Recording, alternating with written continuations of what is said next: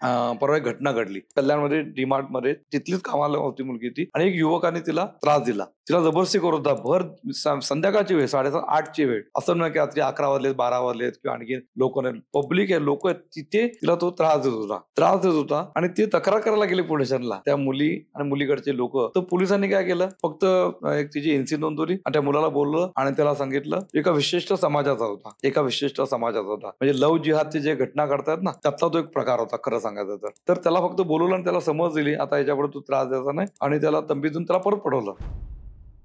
पण सध्या महाराष्ट्रामध्ये असे काही सिच्युएशन मध्ये आहे, सध्या काही असे गुन्हे घडलेले आहेत, बघायला गेलात तर महिला सुरक्षित नाहीयेत. आताच जे उदाहरण झालंय की एका मुलीला मारून तिचा खून करून आरोपी फरार आहे. अशा 2 ते 3 ठिकाणी अशा सीन झालेले आहेत. एक बाई जी मंदिरात जाऊन ती सुरक्षित नाही, मंदिरामध्ये देखील. तर हे काम कुणाचं आहे? सरकारचं आहे. सरकारने महिलांसाठी जे कामं केलेली आहेत ते कुठेतरी कमी पडतायत का? आणि त्यामुळे स्वाभाविकपणे केंद्रीय नेतृत्वाचं म्हणणं होतं, आग्रह होता, नुसतं म्हणणं नाही, आग्रह होता की आपण शिवसेनेबरोबर युती करायची, राज्यामध्ये युतीमधूनच आपण लढलो पाहिजे. आणि त्या लढाईमध्ये वाटाघाटी जी झाली, त्या वाटाघाटीमध्ये माझा घाटा झाला. काश्मीरमधल्या 2 भगिनी आल्या होत्या की ज्यांच्या भावाला अतिरेक्यांनी मारलं होतं आणि इतकं क्रूरपणे मारलं होतं, त्याची जीभ कापली होती, त्याचे डोळे फोडले होते.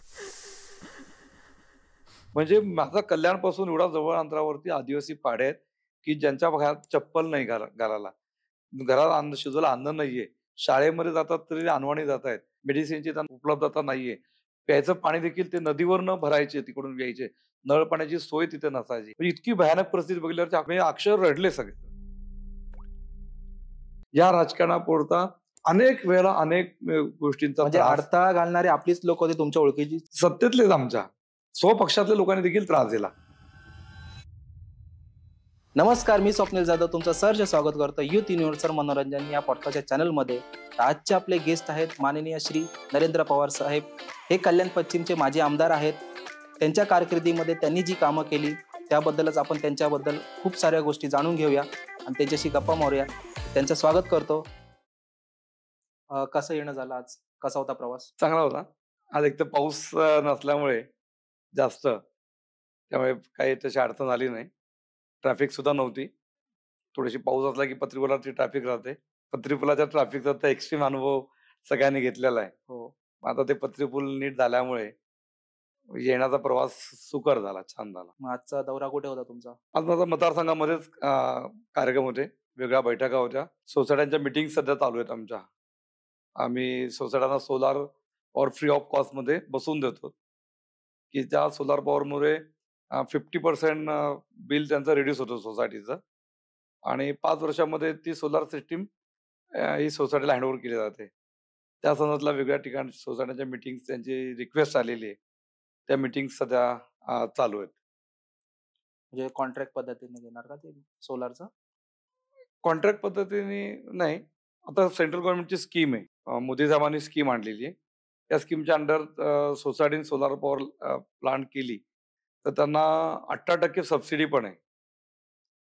समजा त्यांनी स्वतःच्या खर्चाने केलं तर ती सबसिडी त्यांना मिळेल. अदरवाईज कुठल्या कंपनीकडनं त्यांनी घेतली, त्यामुळे ऑप्शन्स आहेत वेगळ्या प्रकारचे. एक तर सोसायटीने पे करायचे पूर्ण त्या प्लांटचे, किंवा लोन घ्यायचं बँकेचं, सबसिडाईज लोन मिळतं या प्रोजेक्ट करता, किंवा कंपनीकडे देखील ज्या कंपन्या आहेत सोलार पॉवरच्या त्यांच्याकडे पण फायनान्सर्स आहेत, फायनान्शियल कंपन्या आहेत, तर तिथून सुद्धा कमी रेट ऑफ इंटरेस्टने ते सोसायटीला लोन प्रोव्हाइड करतात. जेणेकरून यामध्ये सगळ्यात फायदा काय आहे सोसायटीचा, की सोसायटीचं लगेच महिन्याला 50% बिल रिड्यूस होतं.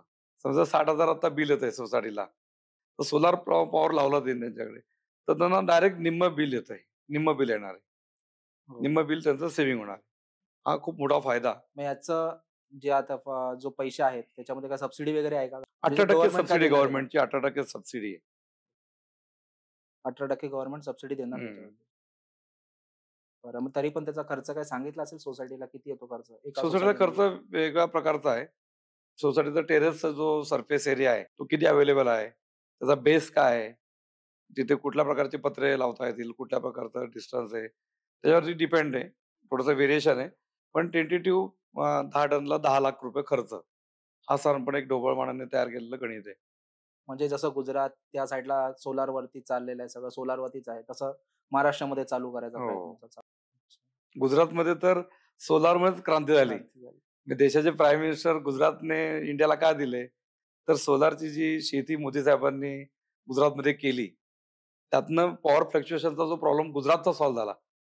त्याच्यातनं डेव्हलपमेंटचं एक वेगळं मॉडेल जगाने बघितलं. फक्त गुजरात नाही.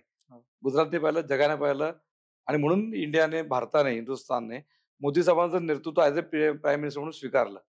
म्हणून ते प्राईम मिनिस्टर झाले. त्याची सुरुवात ही सोलार पॉवरमधलीच आहे. ही पॉवर त्यांना खूप कामाला आलेली मोदी साहेबांना. मग आजचा तुमचा दौरा तोच होता, की आज सोलार विषयी माहिती लोकांपर्यंत सोसायटीमध्ये सांगावी. मग आता सध्या काय काय काम चालू आहे? सध्या आराम चालू आहे, की फिरतीवरतीच आहात कंटिन्यू? आराम जसं मोदी साहेब म्हणजे आहेत आता ना, आता सुट्टी घेत नाहीत, तसं मी पण सुट्टी घेत नाही. नाही, विचारण्यामागचा उद्देश हा, हां. तर आता तुम्ही आमदार, माजी आमदार आहात. आमदार होतात, आता माजी आमदार आहात. तर तुम्ही म्हणून विचारलं, आता रिलॅक्समध्ये आहात, की धावपळ चालूच आहे? उलट माझी पुढच्या धावपळ वाढली भवितव्यासाठी माझी. आता वाढली. मी आमदार असताना माझ्या गाडीचे किलोमीटर झाले होते 5 वर्षामध्ये 2 लाख किलोमीटर. आता मी आमदार नाहीये. बरोबर आमदार नाही, माजी आमदार आहे. माझ्या गाडीचे किलोमीटर कमी व्हायला पाहिजे 2 लाखापेक्षा. हो, आता माझ्या गाडीचे किलोमीटर झाले 4 लाख. मग इतका मी वाढलं. फिरलो, वाढले. कंटिन्यूअसली मी जेवढ्या स्पीडनी आमदार असताना फिरलो, त्याच्या 4 पटीने मी आता माझ्या मतदारसंघामध्ये माझ्याकडे पालघरचा मी प्रभारी होतो. माझ्याकडे महाराष्ट्राचा भटकी मुक्तचा महाराष्ट्राचा मी अध्यक्ष होतो. गुजरातची इलेक्शन, कर्नाटकची इलेक्शन, वेस्ट बेंगॉलची इलेक्शन, बिहारची इलेक्शन, गोव्याची इलेक्शन, या सगळ्या इलेक्शनला मी माझी टीम घेऊन, म्हणजे टीमला देखील प्रशिक्षण होतं. निवडणुकीचा एक प्रक्रिया कळते, निवडणुकीतला एक वेगळा अनुभव मिळतो. गुजरात पॅटर्न वेगळा आहे, कर्नाटकचा वेगळा आहे, वेस्ट बेंगालचा तर आणखीन डेंजर आहे तिकडचा पॅटर्न.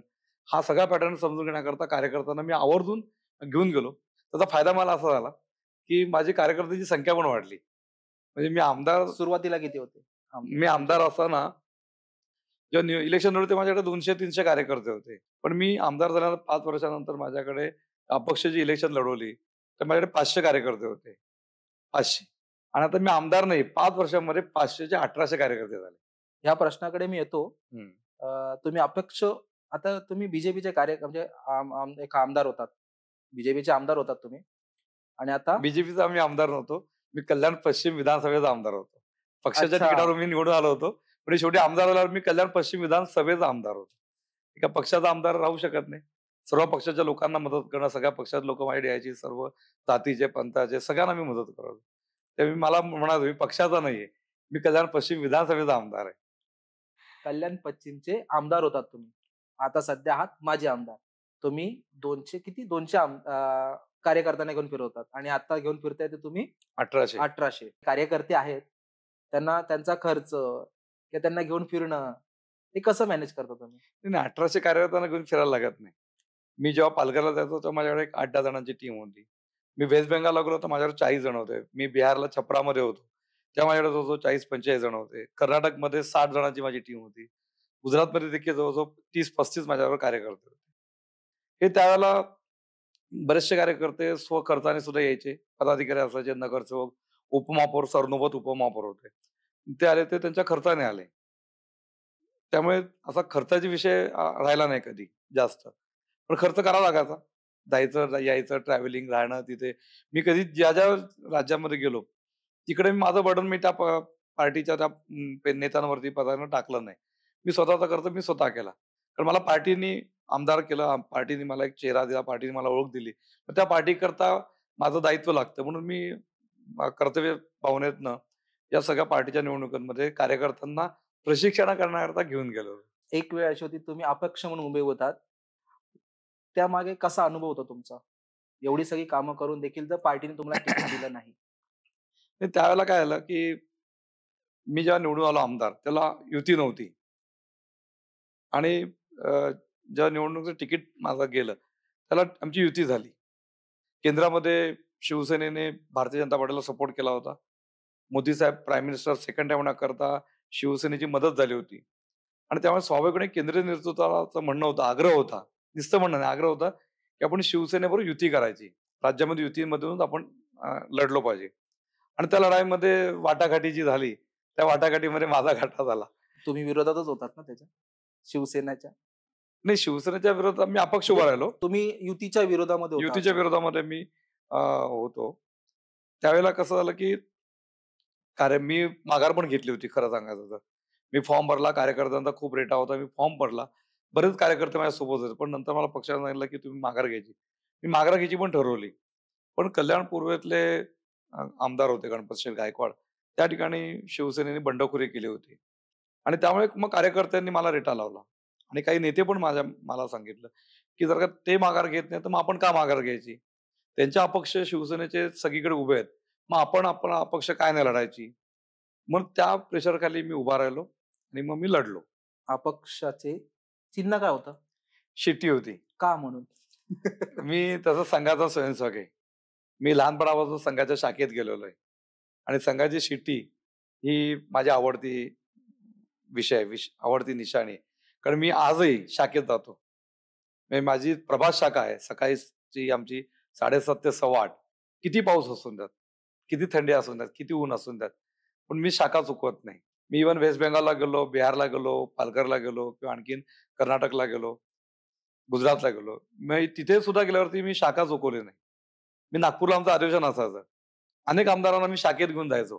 त्यातनं प्रशांत ठाकूर आमदार असतील, आमदार शिवसेनेचे गुलाबराव पाटील आमदार होते. अर्जुन खोतकर शिवसेनेचे आमदार होते. पण त्यांना पण मी शाखेत घेऊन जायचो.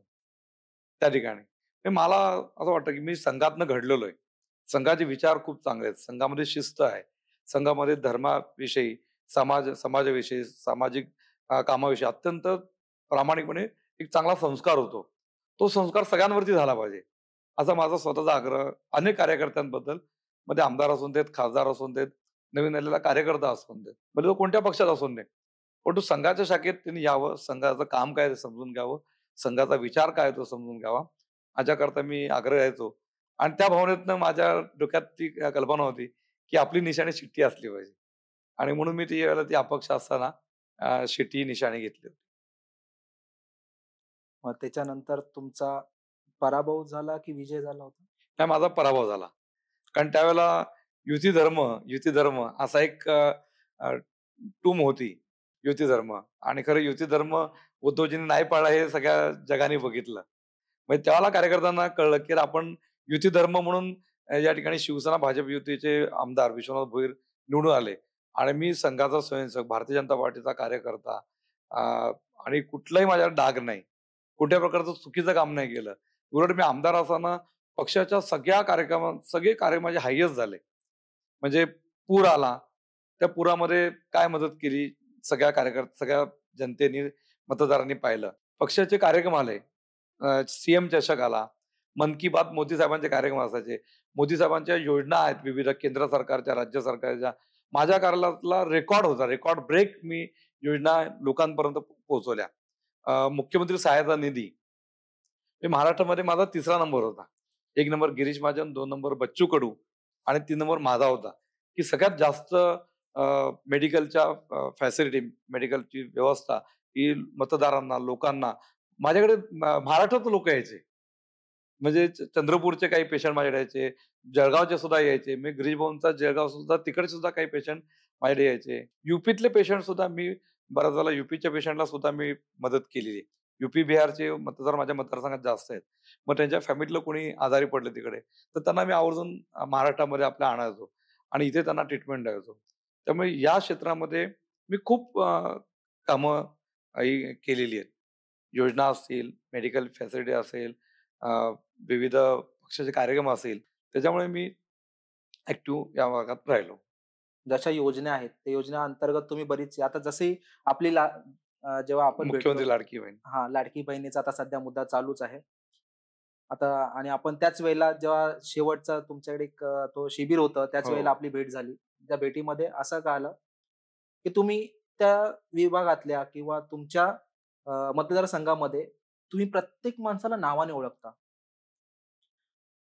कारण की प्रत्येकाच्या म्हणजे असं हे नाहीये, की प्रत्येकाने त्या व्यक्तीला नावाने ओळखलं पाहिजे. पण तुम्ही बऱ्याच जणांना आल्यानंतर त्याला नावाने हाक मारलीत, पर्सनली ओळखलत त्यांना. भले ते आपले एक मतदार होते म्हणून. वेगळी माझा हा स्ट्रॉंग पॉइंट आहे खूप. ते एक मला वेगळी देवाची खरं गॉड गिफ्ट आहे मला हे, आता मी इथून जाताना मी सगळ्यांना नावाने आवाज जाईल. नक्कीच. प्रत्येकाला. भूमीला पण सांगेल, "भूमी छान मेकअप केला माझा तू. छान चहा होता." असं प्रत्येकाला प्रत्येकाच्या त्याच्या रेफरन्सनी मी आज सांगू शकतो. ही मला गॉड गिफ्ट आहे. मी नवरात्रामध्ये जातो, गणपतीमध्ये दर्शनाला जातो, आंबेडकर जयंतीचा कार्यक्रम असतो, शिवजयंतीचा कार्यक्रम असतो. कार्यकर्ते भेटतात तिथे आणि मला सवय आहे, की मी आलेल्यावरती प्रत्येकाला नाव नाव विचारतो. नाव विचारतो, गाव विचारतो, काय शिक्षण आहे, काय करतो असं विचारतो आणि त्या रेफरन्सनी तो माणूस, ती व्यक्ती माझ्याबरोबर लक्षात राहते आणि मग मी तो एकदा नाव लक्षात राहिलं, की ते डिलीट होत नाही माझ्या मेमरीमधून. आणि मी अभाविपचं काम करायचो 93 ते 2000 फुल टाईमवर होतो मी. दादरमध्ये होतो, नंतर नाशिकला होतो, नंतर मी स्टेटचा जनरल सेक्रेटरी होतो. हेडक्वार्टर पुणे होतं. त्या 93 पासून 2000 मध्ये जे कार्यकर्ते मला भेटले, मग त्यातला कोणाचा एखादा मला फोन जरी आला नुसता साधा फोन, तरी मी त्याला आवाजावरती सांगतो, "अरे सचिन जोशी बोलतोयस ना, नांदगावचा?" मी असं मला आणि ट्रू कॉलरवरती बघून वगैरे नाही. iPhoneमध्ये तर माझ्या ट्रू कॉलर पण नाहीये. नाव पण येत नाही त्याच्यामध्ये. तर मी त्याच्या आवाजावरून सांगतो, "तू सचिन जोशी बोलतोयस ना? तू अर्पित बोलतोस ना? तू अंजू बोलतेस ना?" असं आवाजावरून मी त्याचं सांगतो. नाही, ते त्या दिवशी आम्ही बघितलं. माझ्या ते 3000 बहिणी आहेत माझ्या मतदारसंघामध्ये. मोदी साहेबांनी सांगितलं, की प्रत्येक महिलेची सुरक्षेची जबाबदारी तुमची आहे. म्हणून मी आमदार झाल्यावरती रक्षाबंधनचा कार्यक्रम मी घेतला. पहिल्या वर्षी 700-800 महिला होत्या, की त्यांनी मला राखी बांधली आणि 5व्या वर्षी 3000 बहिणी झाल्या आणि मी आत्ता 3000च्या 3000 बहिणीची तुम्हाला नावं सांगू शकतो. 3000 पैकी मॅक्सिमम बहिणींच्या फॅमिलीमध्ये मुलगा आहे, मुलगी आहे, तो शिकतोय, त्याचं लग्न झालंय, तिचं लग्न झालंय. असं डेटा माझ्या मेमरीमध्ये फिट आहे एकदम आणि कुठेही भेटले आणि त्या बहिणी पण आवर्जून जेव्हा गावाला जातात, कोणी UPला जातात, कोणी लातूरला जातं, कोणी खान्देशाला असतात. ते तिकडे जाऊन सांगतात, "मी नरेंद्र पवार आमदार आहे, त्याची बहीण आहे मी." अरे वाह! त्याचा फायदा पण होतो बऱ्याच वेळेला त्या हो. गोष्टीचा. पण त्यांना अभिमान वाटतो असा, की माझ्याबद्दल माझी ओळख सांगावी. कारण माझी जी एक इमेज मतदारसंघातली जी झालेली आहे, त्यामुळे असं कोणाला वाटत नाही आपण नरेंद्र पवारची ओळख सांगू नये म्हणून. त्यामुळे एक असं मला ती गॉड गिफ्ट असल्यामुळे नावं लक्षात राहतात. आता तुम्ही मतदारसंघात आहात, तुम्ही फिरता, सगळ्या गोष्टी म्हणजे सगळ्या गोष्टी आम्ही बघितलेल्या आहेत. राजकारणामध्ये येण्याचा निर्णय कधी घेतला तुम्ही? असा मी काही निर्णय कधी केला नव्हता, की राजकारणात जायचं म्हणून. मग काय विचार केला होता तुम्ही? मी खरं सांगू का, किस्सा सांगतो, गंमत सांगतो.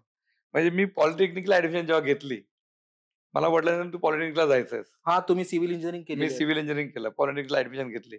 तर ते पॉलिटेक्निक का पॉलिटिक्स हे देखील मला तेव्हा कळत नव्हतं. तरी मी इंजिनिअरिंगला गेलो होतो. वडिलांची इच्छा होती. वडील माझे कॉर्पोरेशनमध्ये बांधकाम खात्यामध्ये एक साधे कामगार होते आणि त्यांच्यावरती त्यांचे सुपरवायझर इंजिनिअर होते. Junior engineer, deputy engineer, executive engineer, city engineer असे इंजिनिअरच्या हाताखाली ते काम करायचे. मग त्यांचं स्वप्न होतं, की त्यांचा मुलगा त्यांचा साहेब बनून यावा. मी माझ्या वडिलांचा साहेब बनून महानगरपालिकेत यावं अशी त्यांची त्यांची इच्छा होती. म्हणून मला त्यांनी ॲक्चुअली पॉलिटेक्निकला ॲडमिशन घेतली आणि सिव्हिल इंजिनिअरिंगला का घेतलं तर ते बांधकाम विभागातच काम करायचे कॉर्पोरेशनमध्ये. म्हणून मग त्यांची तर मी सिव्हिल इंजिनिअर म्हणून त्यांचा साहेब बनून यावा. पण मला सामाजिक कार्याची जास्त आवड होती. मी लहानपणापासून संघाचा स्वयंसेवक. मी शाखेत जायचो लहानपणापासून. म्हणजे मला आठवतं मी 4थीत-5वीत असेल, तेव्हा आमच्या इथे अग्रा रोडला नमस्कार मंडळ म्हणून आहे. त्या नमस्कार मंडळमध्ये शाखा चालायची. तर शाखावर काही समजायचं नाही. मग तिथे खेळायचं 1 तास जाऊन. घोषणाऱ्याच्या गाणी म्हणायची, शिवाजी महाराजांची गाणी म्हणायची. चांगल्या-चांगल्या क्रांतिकारकांच्या गोष्टी ऐकायच्या. असं म्हणून ती एक आवड निर्माण झाली आणि मी एकटा नाही, तर मग मी चाळीत राहतो तेव्हा. भालेराव चाळ म्हणून होती आमच्या इथे आग्रा रोडला. त्या चाळीत होत्या. चाळीतल्या बऱ्याच जणांना मी घेऊन पण जायचो त्या शाखेमध्ये आणि तिथपासून माझा संघाचा संबंध. मी 10वी गेल्यावरती संघाचं एक शिबिर होतं. अभ्यासमाला असं ना, हं, हं. व्याख्यानमाला हां. असेल. त्या व्याख्यानमालेतनं मी शिबिर अटेंड केलं होतं आणि त्यातनं मग मला अखिल भारतीय विद्यार्थी परिषद कार्यकर्त्यांनी कॉन्टॅक्ट केला, की 10वी नंतर एक शिबिर असायचं विरंगुळा केंद्र म्हणून. 10वी-12वी झाल्यावरती एक 4 तासाचा दुपारी कार्यक्रम असायचा. तर त्या मी कार्यक्रमाला गेलो. त्यानंतर मग मानुरीला एक श्रमदानाचं शिबिर होतं. श्रमदानपेक्षा त्याचं नाव होतं श्रमानुभव शिबिर. श्रमाचा अनुभव घेणारं शिबिर. ते ॲक्चुअली आपण त्याला व्यावहारिक भाषेत श्रमदान म्हणतो. पण श्रमदान नाही तर श्रमानुभव शिबिर होतं. त्या शिबिरामध्ये मी ते शिबिर अटेंड केलं आणि शिबिर अटेंड करत असताना मामनोलीच्या पुढे एक आदिवासी पाडे आहेत. तर त्या शिबिराला एक पार्ट असा होता, की त्या आदिवासी पाड्यावरती जायचं, सर्वेक्षण करायचं. सर्वेक्षण म्हणजे जस्ट जायचं गावामध्ये, गप्पा मारायच्या. मुलं कुठे शाळेत जातात, आरोग्याची सेवा कुठे, तुमचा इन्कम सोर्स काय आहे, वगैरे अशी गप्पा मारायचा जाऊन. सर्वे करून आहे. सर्व्हे करून यायचा. असंच 2-2, 3-3 चे ग्रुप केले होते. आणि सर्व्हे करून आल्यावरती मग एक मशाल लावून सगळ्यांचा अनुभव कथनाचा कार्यक्रम होता. आणि अनुभव कथनामध्ये अक्षरशः सगळे कार्यकर्ते जे आले ते रडत होते. मी पण रडलो. म्हणजे माझा कल्याणपासून एवढा जवळ अंतरावरती आदिवासी पाडे आहेत, की ज्यांच्या घरात चप्पल नाही घालायला. घरात अन्न शिजवलं अन्न नाहीये. शाळेमध्ये जातात तरी अनवाणी जातायत. शाळा सुद्धा त्यांना नीट नाहीये. हॉस्पिटलची चांगली मेडिसिनची त्यांना उपलब्धता नाहीये. प्यायचं पाणी देखील ते नदीवरनं भरायचे, तिकडून यायचे. नळ पाण्याची सोय तिथे नसायची. म्हणजे इतकी भयानक परिस्थिती बघितल्यावर अक्षरशः सगळ्यांना गहिवरून म्हणजे अक्षर रडले सगळे. आणि ती कामाची माझी प्रेरणा. मी म्हटलं, "यार आपण काहीतरी सामाजिक कार्य केलं पाहिजे. आपण या गरीब लोकांकरता काही करू शकतो का?" विचार केला पाहिजे आणि म्हणून मी अभाविपमध्ये सक्रिय झालो. असे अनेक कार्यक्रमांमध्ये मग मी ॲक्टिव्ह झालो. विद्यार्थ्यांकरता मी तिथे मामनोलीला एक शाळा होती, तिथल्या आदिवासी मुलांकरता. तर त्या शाळेमध्ये आम्ही कल्याण शहरातले चांगले शाळेतले शिक्षक तिथे पाठवायचो आम्ही. त्या शाळेला ग्रँट मिळत नव्हती. ग्रँट मिळायची. ग्रँट नाही मिळायची त्यामुळे तिथल्या सुविधा चांगल्या नव्हत्या. पण मी सलग 2 वर्ष तिथे प्रयत्न केले आणि शिक्षक पाठवले. गणित, इंग्लिश, प्रॅक्टिकल त्यांच्याकडे करून घ्यायचो त्यांच्याकडनं. तो एक प्रोजेक्ट मी इम्प्लिमेंट केला आणि त्याचा रिझल्ट असा आला, की त्या शाळेचा रिझल्ट चांगला आला आणि त्या शाळेला ग्रँट मिळाली. आणि असं मग आवड निर्माण झाली माझ्या कामाची, अशा विविध कामांची आवड निर्माण झाली. मग विद्यार्थी म्हणजे विविध पदं मी घेतली. मग मी कल्याण शहरात एका अंगणवाडी विभागाचा प्रमुख झालो. नंतर कल्याण शहराचा सहमंत्री झालो. नंतर मग कल्याण शहराचा मंत्री. म्हणजे मंत्री म्हणजे सेक्रेटरी कार्यभार आपण म्हणतो ना, तसं ती मेन पोस्ट होती. कल्याण शहर मंत्री. नंतर मग मी जिल्ह्याचा सहसंयोजक झालो. नंतर मग मी प्रदेशावरती गेलो. नंतर मग मी 93 ला फुल टाईमवर पण बाहेर पडलो. कल्याणला आमच्या इथे मी काम करत असताना बघायचो अनेक फुल टाईमर काम करतायत. म्हणजे शिक्षण झालं, की आपले काही वर्ष संघटनेकरता वाहून द्यायचे. घरदार सोडून. आणि मी सिव्हिल इंजिनिअर झाल्यावरती मी या घरदार सोडून निघण्याचा निर्णय घेतला, तर माझ्या घरच्यांनी मला विरोध केला. कारण वडिलांची इच्छा होती, की आता मी इंजिनिअर झालोय. आता मी साहेब म्हणून केडीएमसीमध्ये कॉर्पोरेशनमध्ये इंजिनिअर म्हणून जॉब करावा, अशी त्यांची इच्छा होती. पण माझ्यामध्ये देशभक्ती, समाजकार्य असं एक त्या कामाने मी भारावून गेलो होतो. आणि म्हणून मी घरच्यांची परवानगी न घेता फुल टाईमर म्हणून बाहेर पडलो. वडिलांची, घरच्यांची खूप नाराजी झाली. पण मला भाऊ आणि माझ्या मोठे भाऊ होते, आमच्या मोठ्या वहिनी. त्यांनी मला खूप सपोर्ट केला या सगळ्या सोशल वर्कमध्ये. आणि त्यातनं मग मी काम करत राहिलो. मी इंजिनिअरिंगला जोंधळ्याला असताना त्यावेळेला लोकं मला म्हणायचे, "अरे हा आता नेता झाला, आता पुढे आमदार बनणार." ते आमदार काय, खासदार काय, नगरसेवक काही समजायचं पण नाही कधी. मी पॉलिटिक्स काय? आम्ही प्रचाराला जायचो. प्रचाराला जायचो म्हणजे काय करायचो? तर पथनाट्यामध्ये भाग घ्यायचो. रिक्षामध्ये प्रचार करायचे. माईकमध्ये बोलायचं असं ना, हां, "त्यांना हां. मतं द्या, त्यांना मतं द्या." ती गाणी म्हणायचो, डायलॉग म्हणायचो. पथनाट्याच्या माध्यमातून आम्ही प्रचार करायचो. तेवढं तेवढं पण कधी ते आमदारकी काय, खासदारकी एवढं एवढं काय कळायचं नाही त्याच्यात त्यामुळे. पण मी फुल टाईमवर असताना अनेक आंदोलनं केली मी. त्याच्या अगोदर मी फुल टाईम बाहेर पडायच्या अगोदर काश्मीरचं आंदोलन झालं होतं, फिवाडीचं आंदोलन झालं होतं. अशा विविध आंदोलनामध्ये मी सक्रिय सहभाग होता. म्हणजे काश्मीरचं जे आंदोलन झालं होतं, काश्मीरमधल्या 2 भगिनी आल्या होत्या, की ज्यांच्या भावाला अतिरेक्यांनी मारलं होतं आणि इतकं क्रूरपणे मारलं होतं. त्याची जीभ कापली होती, त्याचे डोळे फोडले होते, त्याचं पोट पाडून त्याचा सिनेमा दाखवतात ना हल्ली हां, हां. Netflixला किंवा वेब सीरीजमध्ये बघतो ना आपण. तशा प्रकारची परिस्थिती ती काश्मीरमधली होती. ती आम्हाला सांगितली त्यांनी. आणि देशभरामध्ये आंदोलन आहे. चलो काश्मीरहून एक अभियान निघालं. पण तेव्हा माझ्या वडिलांनी मला सांगितलं काश्मीरला जायचं नाही. कारण काश्मीरला जाणं म्हणजे जीव धोक्यात टाकणं होतं. पण मी असं त्या देशभक्तीने भारावलो होतो. आणि कल्याण मी 60-70 मुलांना काश्मीरकरता तयार कारण मी तेव्हा कल्याण शहराचा प्रमुख होतो. मी 60-70 जणांना तयार केलं होतं. आणि मी घरात थांबलो. वडिलांनी माझ्या सुट्टी पण घेतली होती. आणि मी घरामध्ये आमचं चाळीत घर होतं, माळा होता. माळ्यावरतून मी कौलावरनं उतरलो मागनं आणि ट्रेनच्या वेळेला मी काश्मीरकडे निघून गेलो. मग तेव्हा मी चिठ्ठी लिहिली वडिलांना. वय काय होतं तेव्हा तुमचं? वय त्यावेळेला माझं साधारणपणे 17-18 असेल आणि त्यावेळेला मग मी चिठ्ठी लिहिली वडिलांना, की तुमचं माझ्यावरती प्रेम आहे म्हणून मला तुम्ही परवानगी देत नव्हतात. पण माझं माझ्या काश्मीरवरती, माझ्या देशावरती प्रेम आहे. म्हणून मी चाललोय. तुमच्या आशीर्वादाने मी सुखरूप परत येईल. आणि मग ते मठामध्ये ते माझं पत्र छापून पण आलं होतं नंतर. असे अनेक किस्से आहेत. विद्यार्थी परिषदेत काम करत असताना फिवाडीचं आंदोलन केलं होतं. कर्णिकांच्या केबिनमध्ये घुसून आम्ही आंदोलन केलं होतं. शिक्षण मंत्र्यांना त्यांच्या केबिनमध्ये जाऊन आम्ही घेराव घातला होता. मंत्रालयाच्या बाहेर रस्ता रोको केला होता. तेव्हा हात तुटला होता. खूप लाठ्याकाठ्या केल्या. खूप केसेस पण आंदोलनाच्या म्हणजे बाकी कुठल्या क्रिमिनल नाही. पण अनेक आंदोलनांच्या केसेस शहेनशाह सिनेमा आम्ही उधळून लावला होता. अमिताभ बच्चनचा बोफोर्समध्ये हात आहे म्हणून अमिताभ बच्चनवरती आम्ही त्याच्या विरोधात आंदोलन केलं होतं. संजय दत्तच्या विरोधात आंदोलन केलं होतं. सिनेमे बंद पाडले होते. तेव्हा सुद्धा लाठ्या-काठ्या किंवा थिएटरची लोकं आम्हाला धरून मारायचे. पण असं काही घाबरलो नाही आम्ही कुणी त्यावेळेला. आणि त्यातनं एक प्रेरणा मला वाटतं मिळाली. आणि मग मी फुल टाईमवर थांबल्यावरती मी राजकीय पक्षामध्ये भारतीय जनता पार्टीचं एका वॉर्डपासून काम चालू केलं.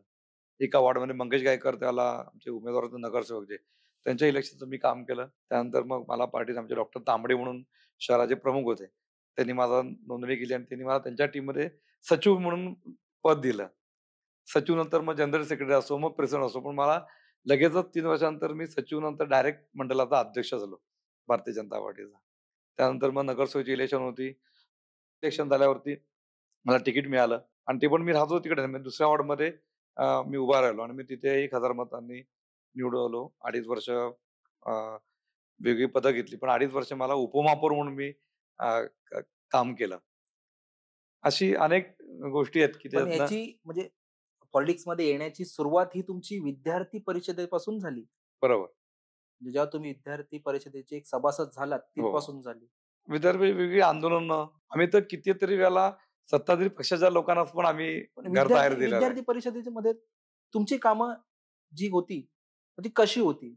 जरा डिटेलमध्ये सांगा ना या हो, गोष्टी. त्याच्यामध्ये कसं बोलवणं आलं हे देखील सांगतो. सांगा मला? मी 10वी मी ती व्याख्यानमाला अटेंड केली होती आणि ते शिबिराला मी विरुंगा केंद्राच्या शिबिराला गेलो होतो आणि तिथे मुलं-मुली होते आणि मुलींमध्ये, मुलांमध्ये असं शायनिंग मारायला कोणाला आवडत नाही. 10वी ची जस्ट परीक्षा झाली होती. त्यामुळे असं एक ते तिथला अटॅच होता. चांगला चांगला ग्रुप आहे आणि मग आम्ही शिबिराला गेलो. मगाशी सांगितलं शिबिर, विरुंगा केंद्रानंतर श्रमानुभव शिबिर. श्रमानुभव शिबिरामध्ये जे अनुभव आले, आम्ही क्रांतिकारकांच्या गोष्टी ऐकल्या. स्वदेशीवरती भाषण ऐकलं. स्वदेशीवरती भाषण ऐकल्यावरती आम्ही उत्स्फूर्तपणे सगळ्यांच्या बॅगामध्ये स्वतःकडे जे सामान होतं, लाईफबॉय साबण होता, कोलगेटची पेस्ट होती. अशा विदेशी गोष्टी ज्या होत्या, त्याची होळी केली आम्ही उत्स्फूर्तपणे. म्हणजे आपल्या देशामध्ये विकणाऱ्या गोष्टींचा आपण फायदा घेतला पाहिजे, वापरला पाहिजे. नाहीतर या मल्टीनॅशनल कंपन्या येतात, आपल्याकडनं आपल्याला गडी मारतात आणि त्याचा प्रॉफिट हा परदेशामध्ये जातो. इंडियन कंपनी असेल तर म्हणजे त्याला आता फायदा सध्या चाललेलं आहे मेड इन इंडिया. हां.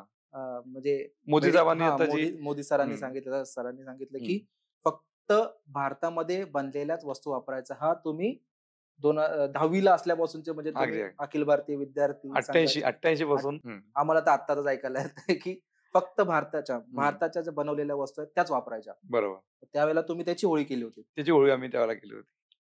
अशी म्हणजे त्या शिबिरामध्ये जी वेगवेगळी सत्र झाली, त्या सत्रात आम्हाला कामाची प्रेरणा मिळाली. मग मी सक्रिय झालो. सक्रिय झाल्यावरती आम्ही प्रामुख्याने मेंबरशिप असायची आमची जुलैमध्ये मेंबरशिप असायची. कॉलेजवरती जाऊन 25 पैसे, 50 पैसे एवढी त्यावेळेला मेंबरशिपची फीज होती. कॉलेज आम्ही आवाहन करतो. म्हणजे जे मेंबर होतात त्यांना आम्ही विविध कार्यामध्ये ॲक्टिव्ह करायचो.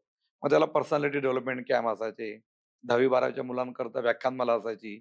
10वी-12वीच्या मुलांची प्रश्नपत्रिका सोडून घ्यायचो आम्ही. त्यांच्या करियर गाईडन्सचे कॅम्प आम्ही घ्यायचो. सुट्टीमध्ये सुट्टीची रोजगार योजना असायची. म्हणजे आता 10वी-12वीची परीक्षा झाली किंवा एफ-वाय, एस-वायची जर परीक्षा झाली, तर जी गॅप असायची, त्या गॅपमध्ये आम्ही रोजगार मिळवून द्यायचो लोकांना. त्यामध्ये जनता बँक असेल किंवा इतर बँका कल्याणमध्ये होत्या. त्या बँकांमध्ये टेम्पररी जॉब मिळायचा महिन्याभराकरता, 2 महिन्याकरता, 3 महिन्याकरता. जेणेकरून त्या 2-3 महिन्यामध्ये मुलांची वर्षभराची फी त्यांची निघून जायची. असे अनेक जॉब मी देखील त्याला शोधले होते. फक्त बँकाच नाही. आर्किटेक्टचं ऑफिस आहे, ॲडव्होकेट आहेत, सीए आहेत, कॉर्पोरेशनचे कोणी अधिकारी आहेत, कोणी बिल्डर आहे. असे काही लोकं मी आवर्जून शोधले आणि आधी आम्ही काय करायचो, एक 10-15 लोकांना जॉब देऊ शकायचो बँकेमध्ये. पण मी थोडं वर्किंग केलं त्यावेळेला आणि 70-70, 80-80 मुलांना मी जॉब देऊ शकत होतो त्यावेळेला. उपमावर झाल्यावरती मी जवळ-जवळ 4800 मुलांना जॉब दिले होते. 4800. 5000चं टार्गेट होतं. 5000चं टार्गेट माझं डेप्युटी मेयर असताना झालं नाही. म्हणजे माझ्या दालनामध्ये मी महापौरांच्या दालनाची तिथे गर्दी नसायची. समोर दालन असायचं आणि माझं उपमहापौरांचं दालन होतं. तिथे रोज एम्प्लॉयमेंटची माझ्याकडे वेगळ्या लोकांना मी बोलवायचो आणि जॉब करता, इंटरव्ह्यू करता कंटिन्यूअसली लोकं माझ्या दालनामध्ये यायची. आणि त्यातनं मी 4800 मुलांना त्यावेळेला जॉब दिले होते. कॉल सेंटर असतील, हॉटेल्स असतील, आणखीन कुठले सिक्युरिटी गार्ड असतील, बँकेतले असतील, बँकेचं ट्रेनिंग मी दिलं, पोलीस भरतीचं ट्रेनिंग मी दिलं. असं कंटिन्युअसली मी उपक्रम हे कोणत्या ना कोणत्या विषयाच्या निमित्ताने उपक्रम मी राबवायचो.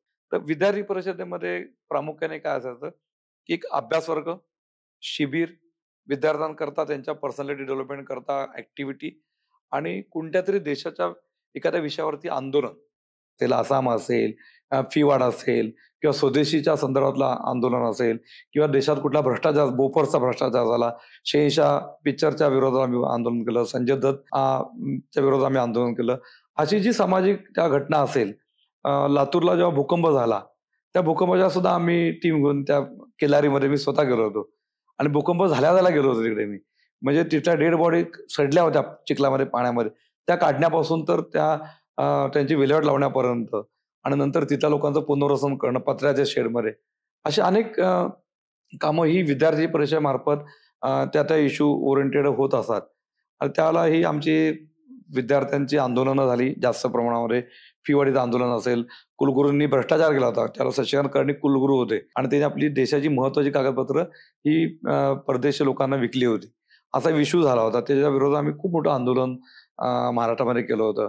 नंतर एक जनजागरण अभियान राबवलं होतं. गोरा खैरनार त्यावेळेला एक खूप फेमस अधिकारी मुंबई कॉर्पोरेशनमधले अधिकारी होते, गोरा खैरनार म्हणून. हातोडा मॅन म्हणून त्यांची ख्याती होती. इलिगल बांधकामावरती कोणाला घाबरायचे नाहीत ते. कोणाला घाबरायचे नाहीत. तर त्यांना घेऊन आम्ही एक मोठं अभियान केलं होतं. जनजागरण अभियान. त्यावेळेला ते म्हणे मी ट्रकभर शरद पवारांचे काही भ्रष्टाचार होते. त्यात शरद पवार त्यावेळेला मुख्यमंत्री होते. त्यांच्या विरोधात त्यांचं आंदोलन होतं आणि आम्ही जनजागरण अभियान मोठं त्यांना घेऊन राबवलं होतं. असे त्या वेळेचे इश्यूज घेऊन ही विद्यार्थी परिषदेची ॲक्टिव्हिटी ही चालत असते आणि त्यावेळेला आम्ही काम करत असताना असं आम्हाला वाटतं की आमचाच एरिया तो गोल्डन अवर्स, आमचे गोल्डन डेज ते होते. कारण आम्ही खूप मोठा मोर्चा महाराष्ट्रामध्ये निघाला होता. 1,00,000 विद्यार्थ्यांचा मोर्चा मोठा निघाला होता मुंबईमध्ये फी वाढीच्या विरोधात. एज्युकेशन वेगळी पॉलिसी होती, त्या पॉलिसीच्या विरोधात निवडणूक ही बंद केली गेली. निवडणूक झाली पाहिजे अशा प्रकारचा आमचा आग्रह होता. कारण त्या कॅम्पसमधल्या निवडणुकीमधून लीडर तयार होतात ना. आज लीडरशिप बनण्याची प्रक्रियाच गव्हर्नमेंटने बंद केली.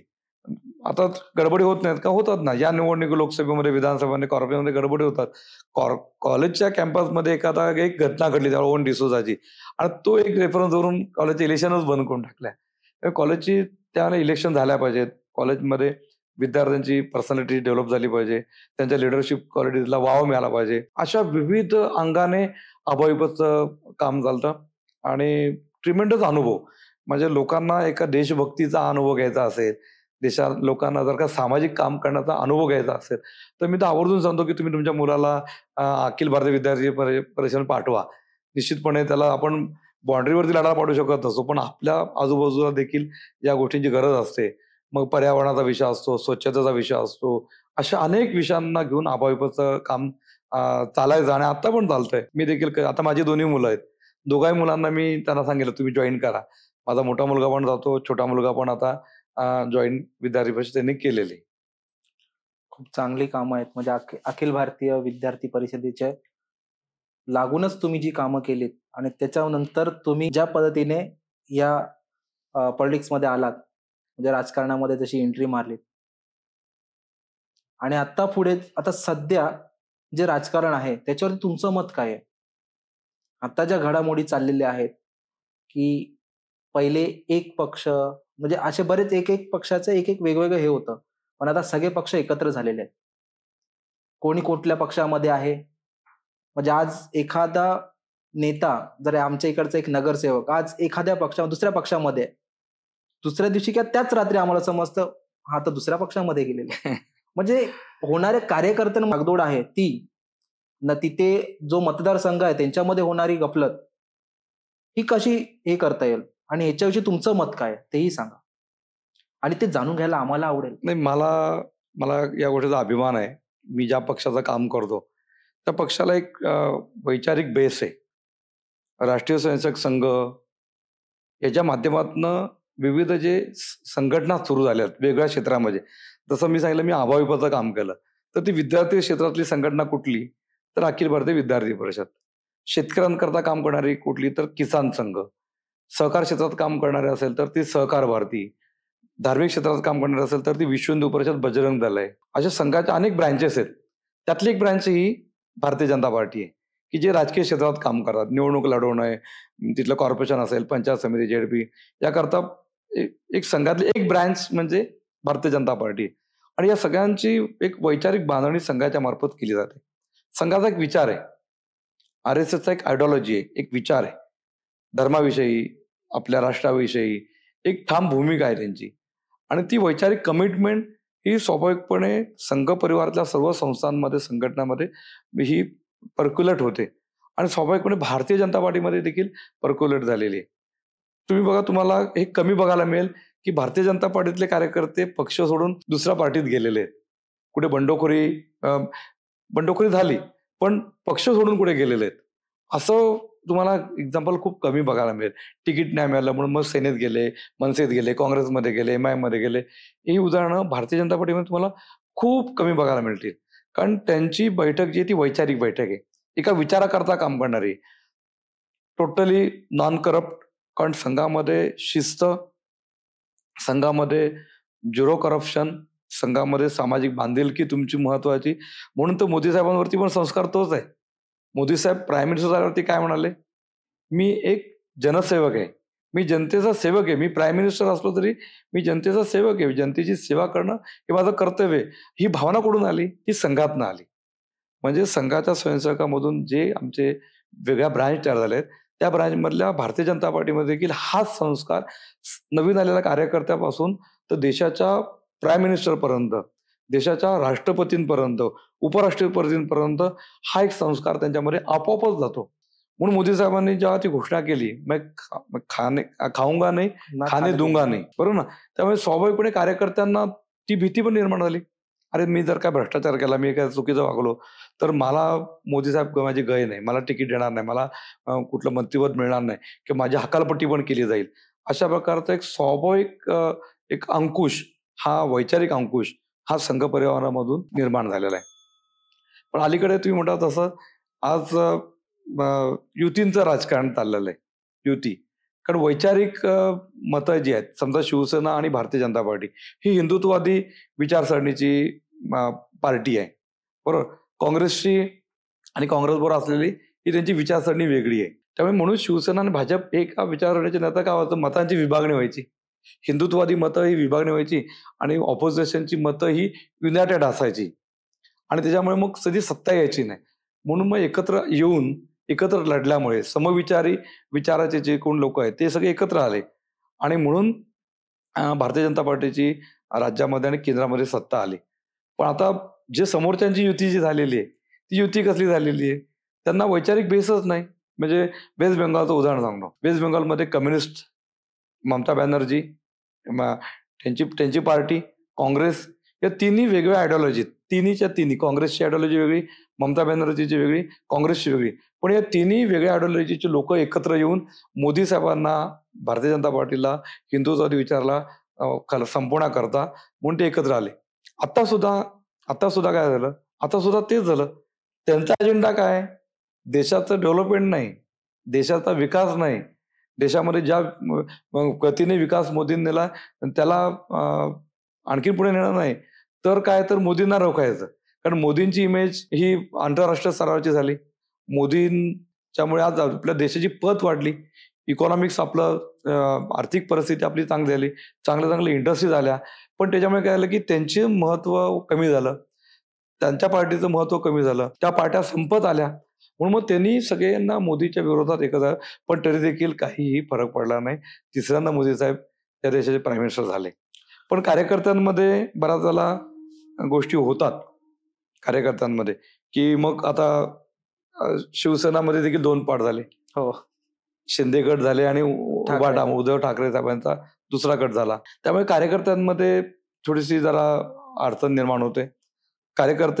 ज्या कार्यकर्त्यांमध्ये पक्ष असतो, पार्टी असते, नेते असतात, त्या कार्यकर्त्यांना गृहीत धरलं जातं की काय, असा प्रश्न माझ्या मनात देखील आहे. कारण ज्या कार्यकर्त्यांना न्याय मिळाला पाहिजे, ज्या कार्यकर्त्यांनी आतापर्यंत झेंडे उचलले, सतरंज्या उचलल्या, जिंदाबाद मुर्दाबाद केलं, वेळप्रसंगी आंदोलनं केली, लाट्याकाट्या घाल्या, काही जणांचे प्राण देखील गेलेले आहेत, अशा कार्यकर्त्यांच्या भरोश्यावरती जी पार्टी उभी राहते, तर त्यांना पण न्याय मिळाला पाहिजे. अशा प्रकारचा एक चांगला विचार हे सर्व पक्षामध्ये असला पाहिजे.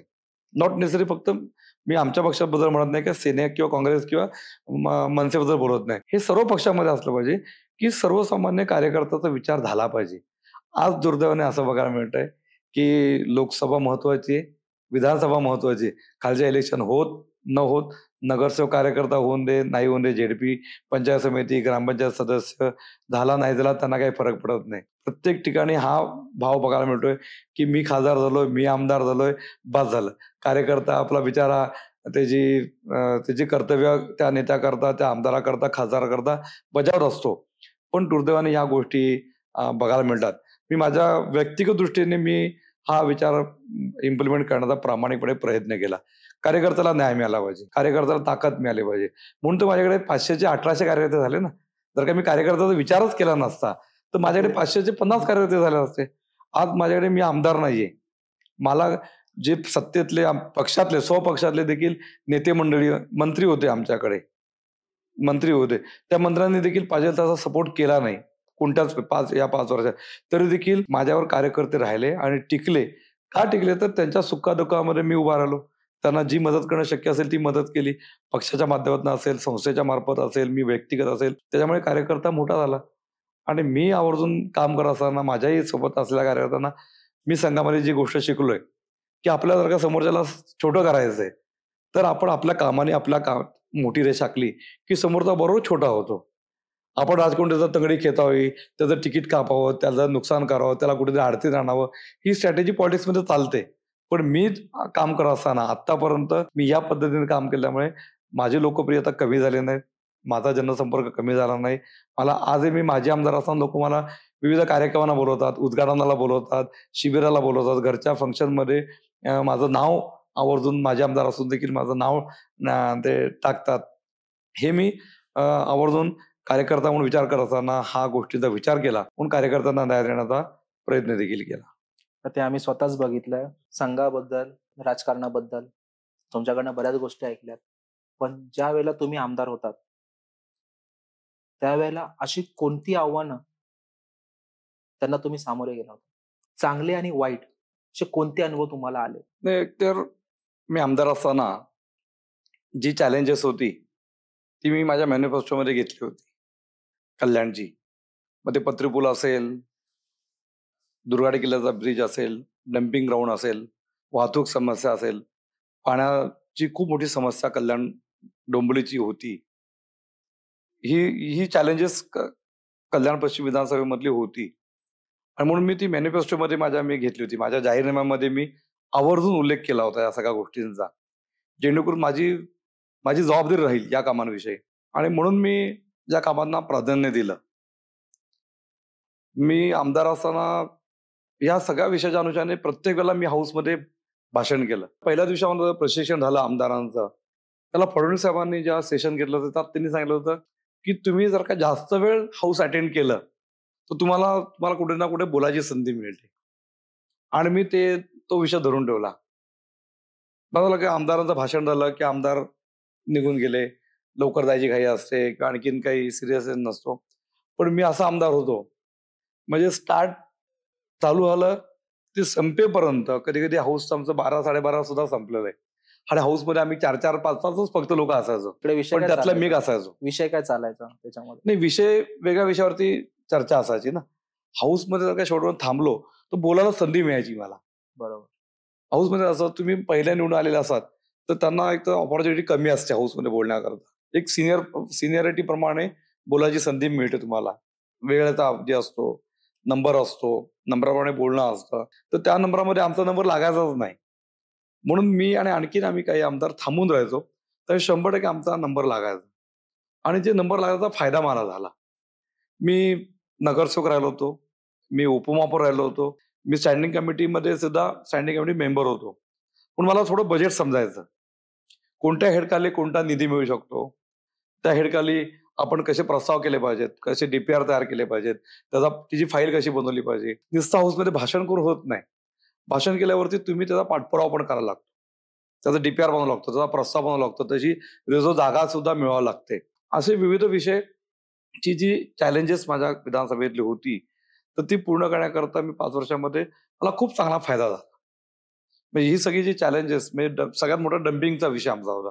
म्हणजे मी ज्या घरात राहायचो त्या घरामध्ये इतका घाण वास त्या डम्पिंगचा होता. मला व्यक्तिशः त्रास त्या गोष्टीचा व्हायचा. म्हणजे मला व्हायचा तर माझ्या मतदारसंघातल्या कितीतरी लोकांना त्रास व्हायचा. म्हणून मी टॉप प्रायोरिटी माझी त्या डम्पिंगला दिली. डम्पिंग शिफ्ट करण्याच्या संदर्भातलं जे गोष्टी करायला लागल्या त्या गोष्टींवरती मी प्राधान्य दिलं. हाऊसमध्ये प्रत्येक वेळेला भाषण केलं. डम्पिंगला आग लागली तर त्याविषयी मी मागणी केली.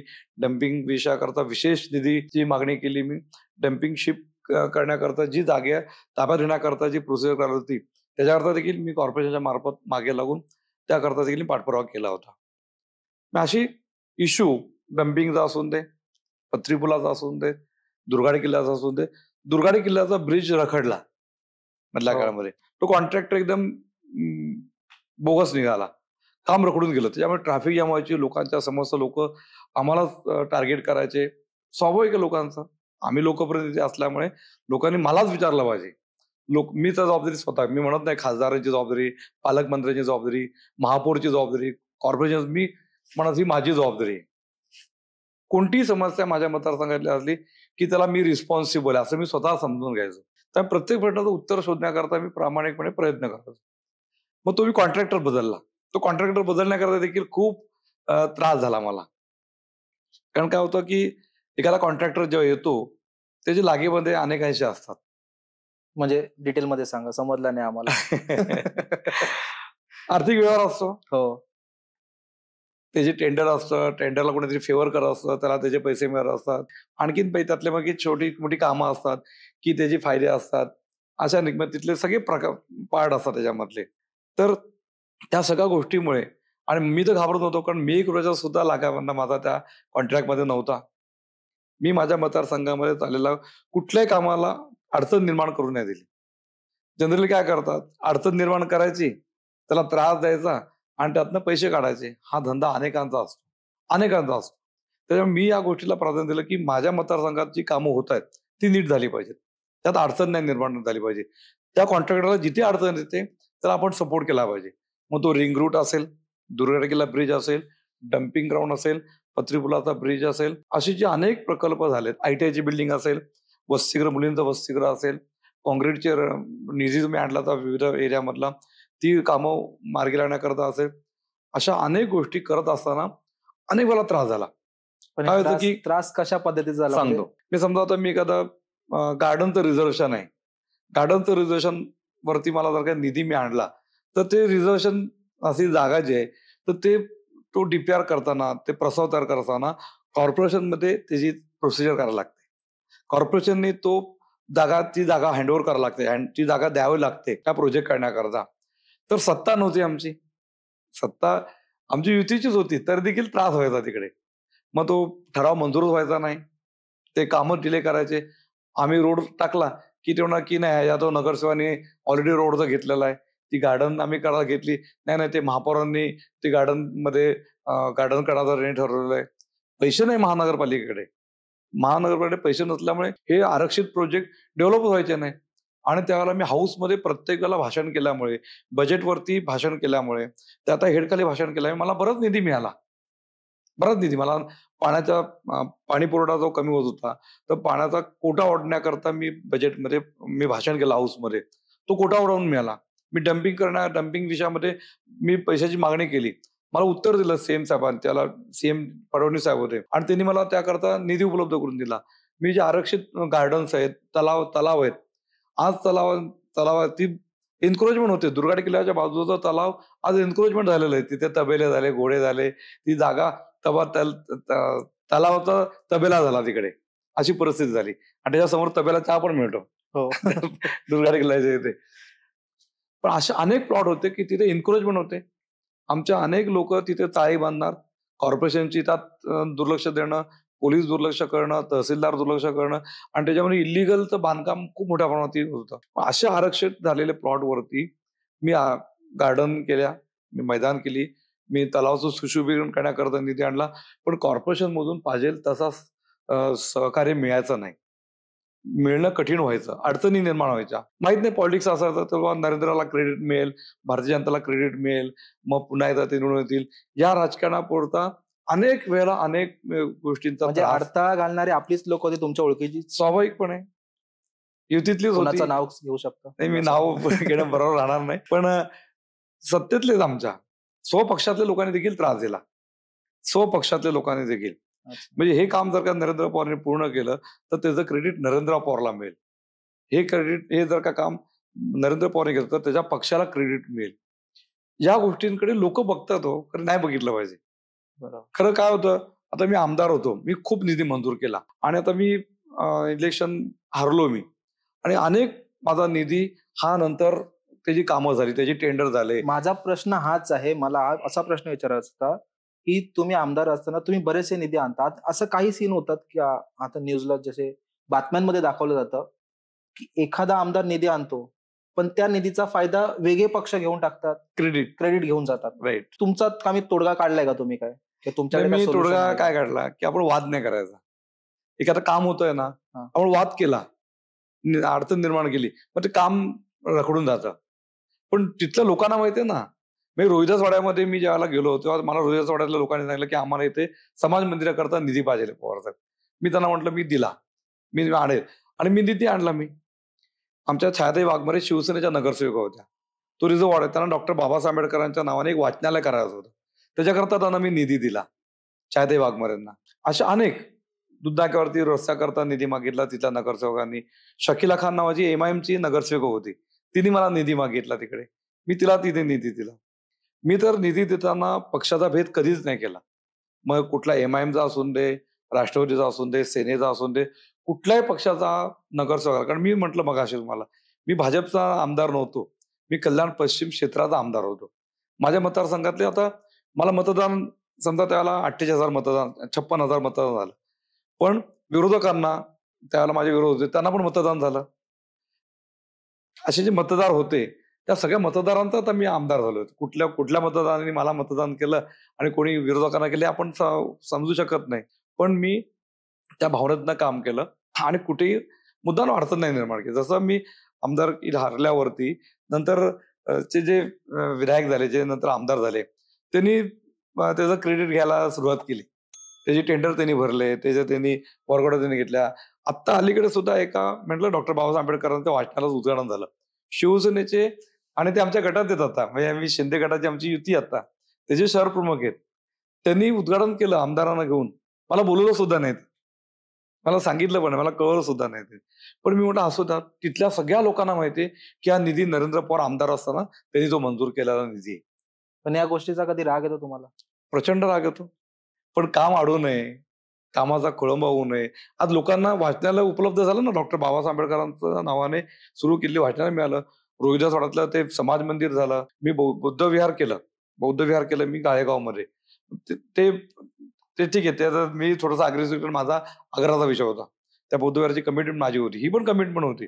पण तिथल्या लोकांनी विरोध केला. हे नरेंद्र पवारांनी निधी आणलेला आहे, त्यांच्या माध्यमात झालेलं आहे, हे त्यांच्या हस्तेच उद्घाटन होणार. तिथल्या जनतेने आग्रह धरल्यामुळे मला तिथे माझ्या नावाने तिथे उद्घाटन झालं. रामदास आठवले साहेब येणार होते त्या कार्यक्रमाला तिकडे, पण ते मराठा समाजाचं आंदोलन होतं त्यामुळे ते येऊ शकले नाहीत. अशी अनेक कामं की ज्या कामांमध्ये ती काम होऊ नये त्याच्याकरता राजकारण करायचं, अडथळे निर्माण करायचे, कुठे तक्रार करायची. आता अनेक वेळेला ब्रिज का खालची जागा होती, तिथे डम्पिंग झालं होतं, कचरा कुंडी झाली होती आणि सगळे घाण झालं होतं आणि समोर चांगली सोसायटी होती. त्या सोसायटीने सांगितलं की तुम्ही आम्हाला इथे ही सगळी घाण काढून द्या आणि आम्हाला इथे चांगली नाना पार्क करा. मी ती जवळजवळ 15 लाख रुपये टाकून ते केलं. पण एकाने तक्रारच करून टाकली तिथे. आता त्या कामावरती स्टेज आणला. आता काम पूर्ण झालं, ते आता हँडओव्हर पण झालं. पण लोक कुठे काम होत असताना सहकार्याची भूमिका, जशी माझी भूमिका राहिली, माझी अपेक्षा तीच सगळ्यांकडनं की होतं ना काम. आज शेवटी तुमची कमिटमेंट कोणाविषयी? त्या जनतेशी, त्या मतदारांशी, या लोकांशी. आज त्यांना फायदा होतो ना. क्रेडिट कोणी पण घेऊन द्या, पण लोकांना तर माहिती आहे. या भावनेतनं मी थोडंसं दुर्लक्ष त्या विषयात केलं. जी कामं तुम्ही केली त्याचा क्रेडिट तर दुसऱ्यांना भेटलंय, त्याचा तुम्हाला आता राग मानून तर उपयोग नाही. त्या गोष्टी ती कामही झालेली आहेत.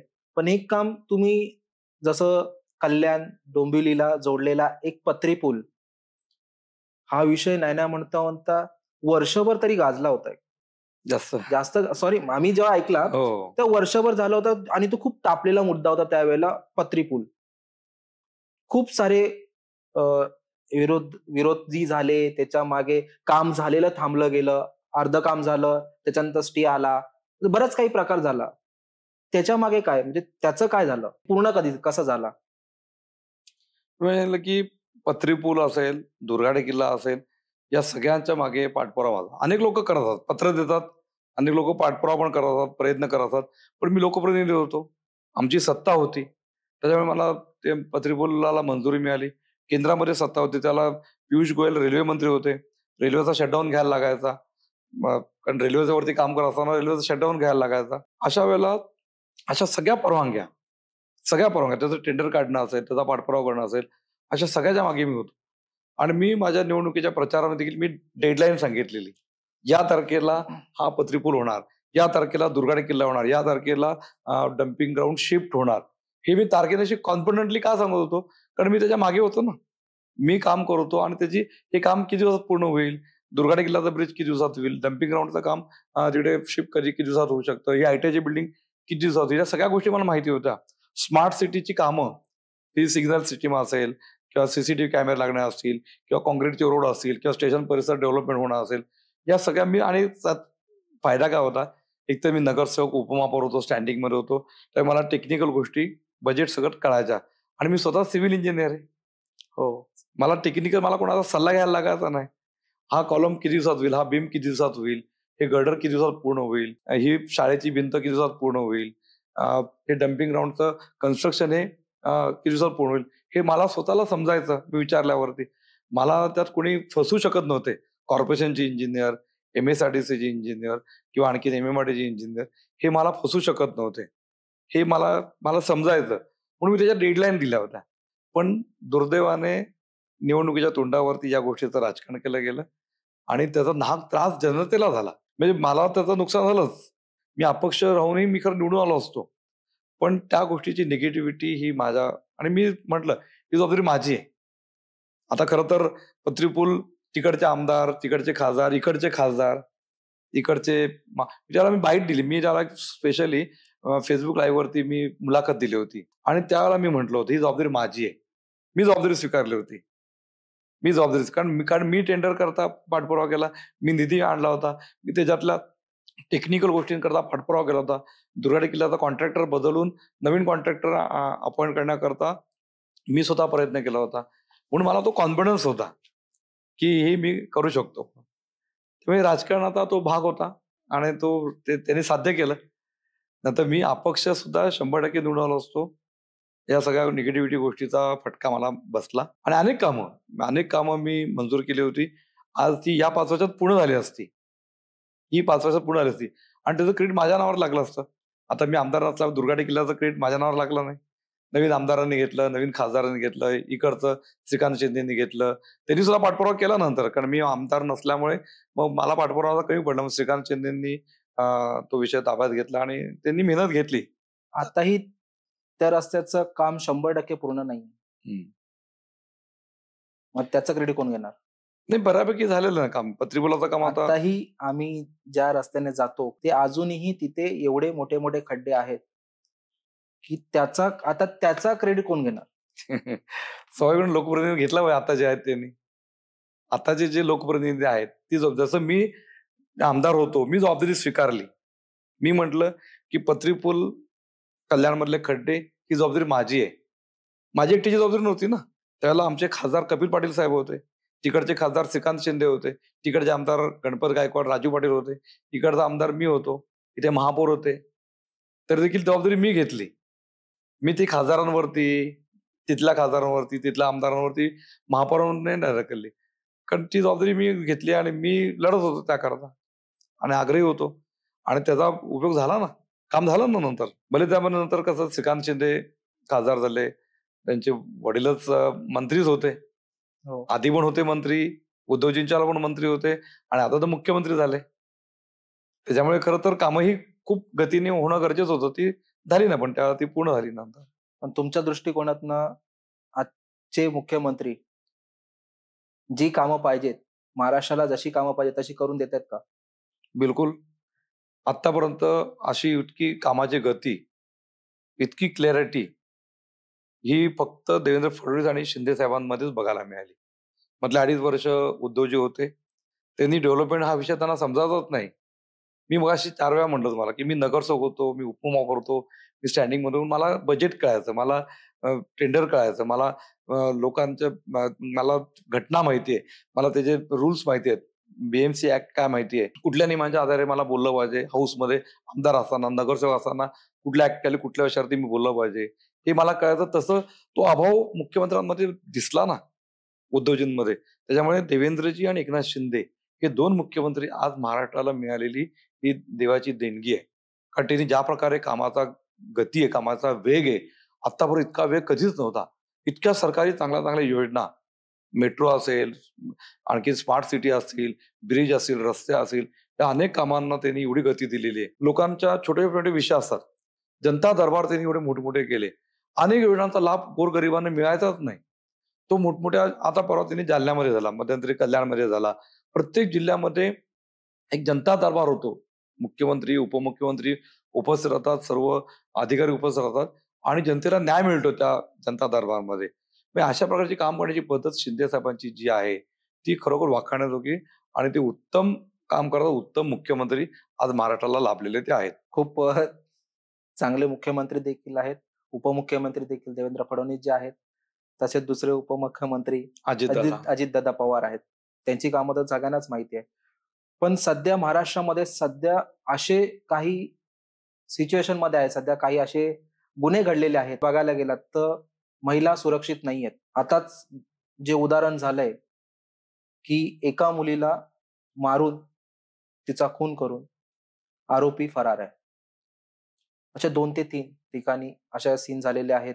एक तर एक बाई जी मंदिरात जाऊन ती सुरक्षित नाही, मंदिरामध्ये देखील. तर हे काम कुणाचं आहे? सरकारचं आहे. सरकारने महिलांसाठी जे कामं केलेली आहेत, ते कुठेतरी कमी पडतायत का? असं म्हणता येणार नाही, जबाबदारी स्वाभाविक सरकारचीच आहे. सरकारची जबाबदारी सुरक्षा देणं आहे आणि महिलेला 100% सुरक्षा देणं ही सरकारची जबाबदारी आहे. या घटना ज्या घडल्या त्या दुर्दैवी आहेत. पण महाराष्ट्रामधल्या घडणाऱ्या घटना आणि इतर राज्यातल्या घटना दुर्दैवीच आहे. असं व्हायलाच नाही पाहिजे. महिलेला 100% सुरक्षा आणि मंदिरासारख्या ठिकाणी घडलेली घटना तर अत्यंत भयानक आहे. अत्यंत भयानक आहे. म्हणजे जी देवाच्या आसऱ्याला ती गेली आणि तिथल्याच तिकडेच काही कुकर्म लोकांनी झाले. तिच्यावरती अन्याय केला. हे अत्यंत भयानक गोष्ट आहे. मी त्याचा निषेध देखील करतो. पण दुर्दैवाने आपल्या देशामध्ये अशा अनेक घटना घडतायत, की त्यामुळे आपली खरोखर महिला भगिनी ही 100% सुरक्षित नाही.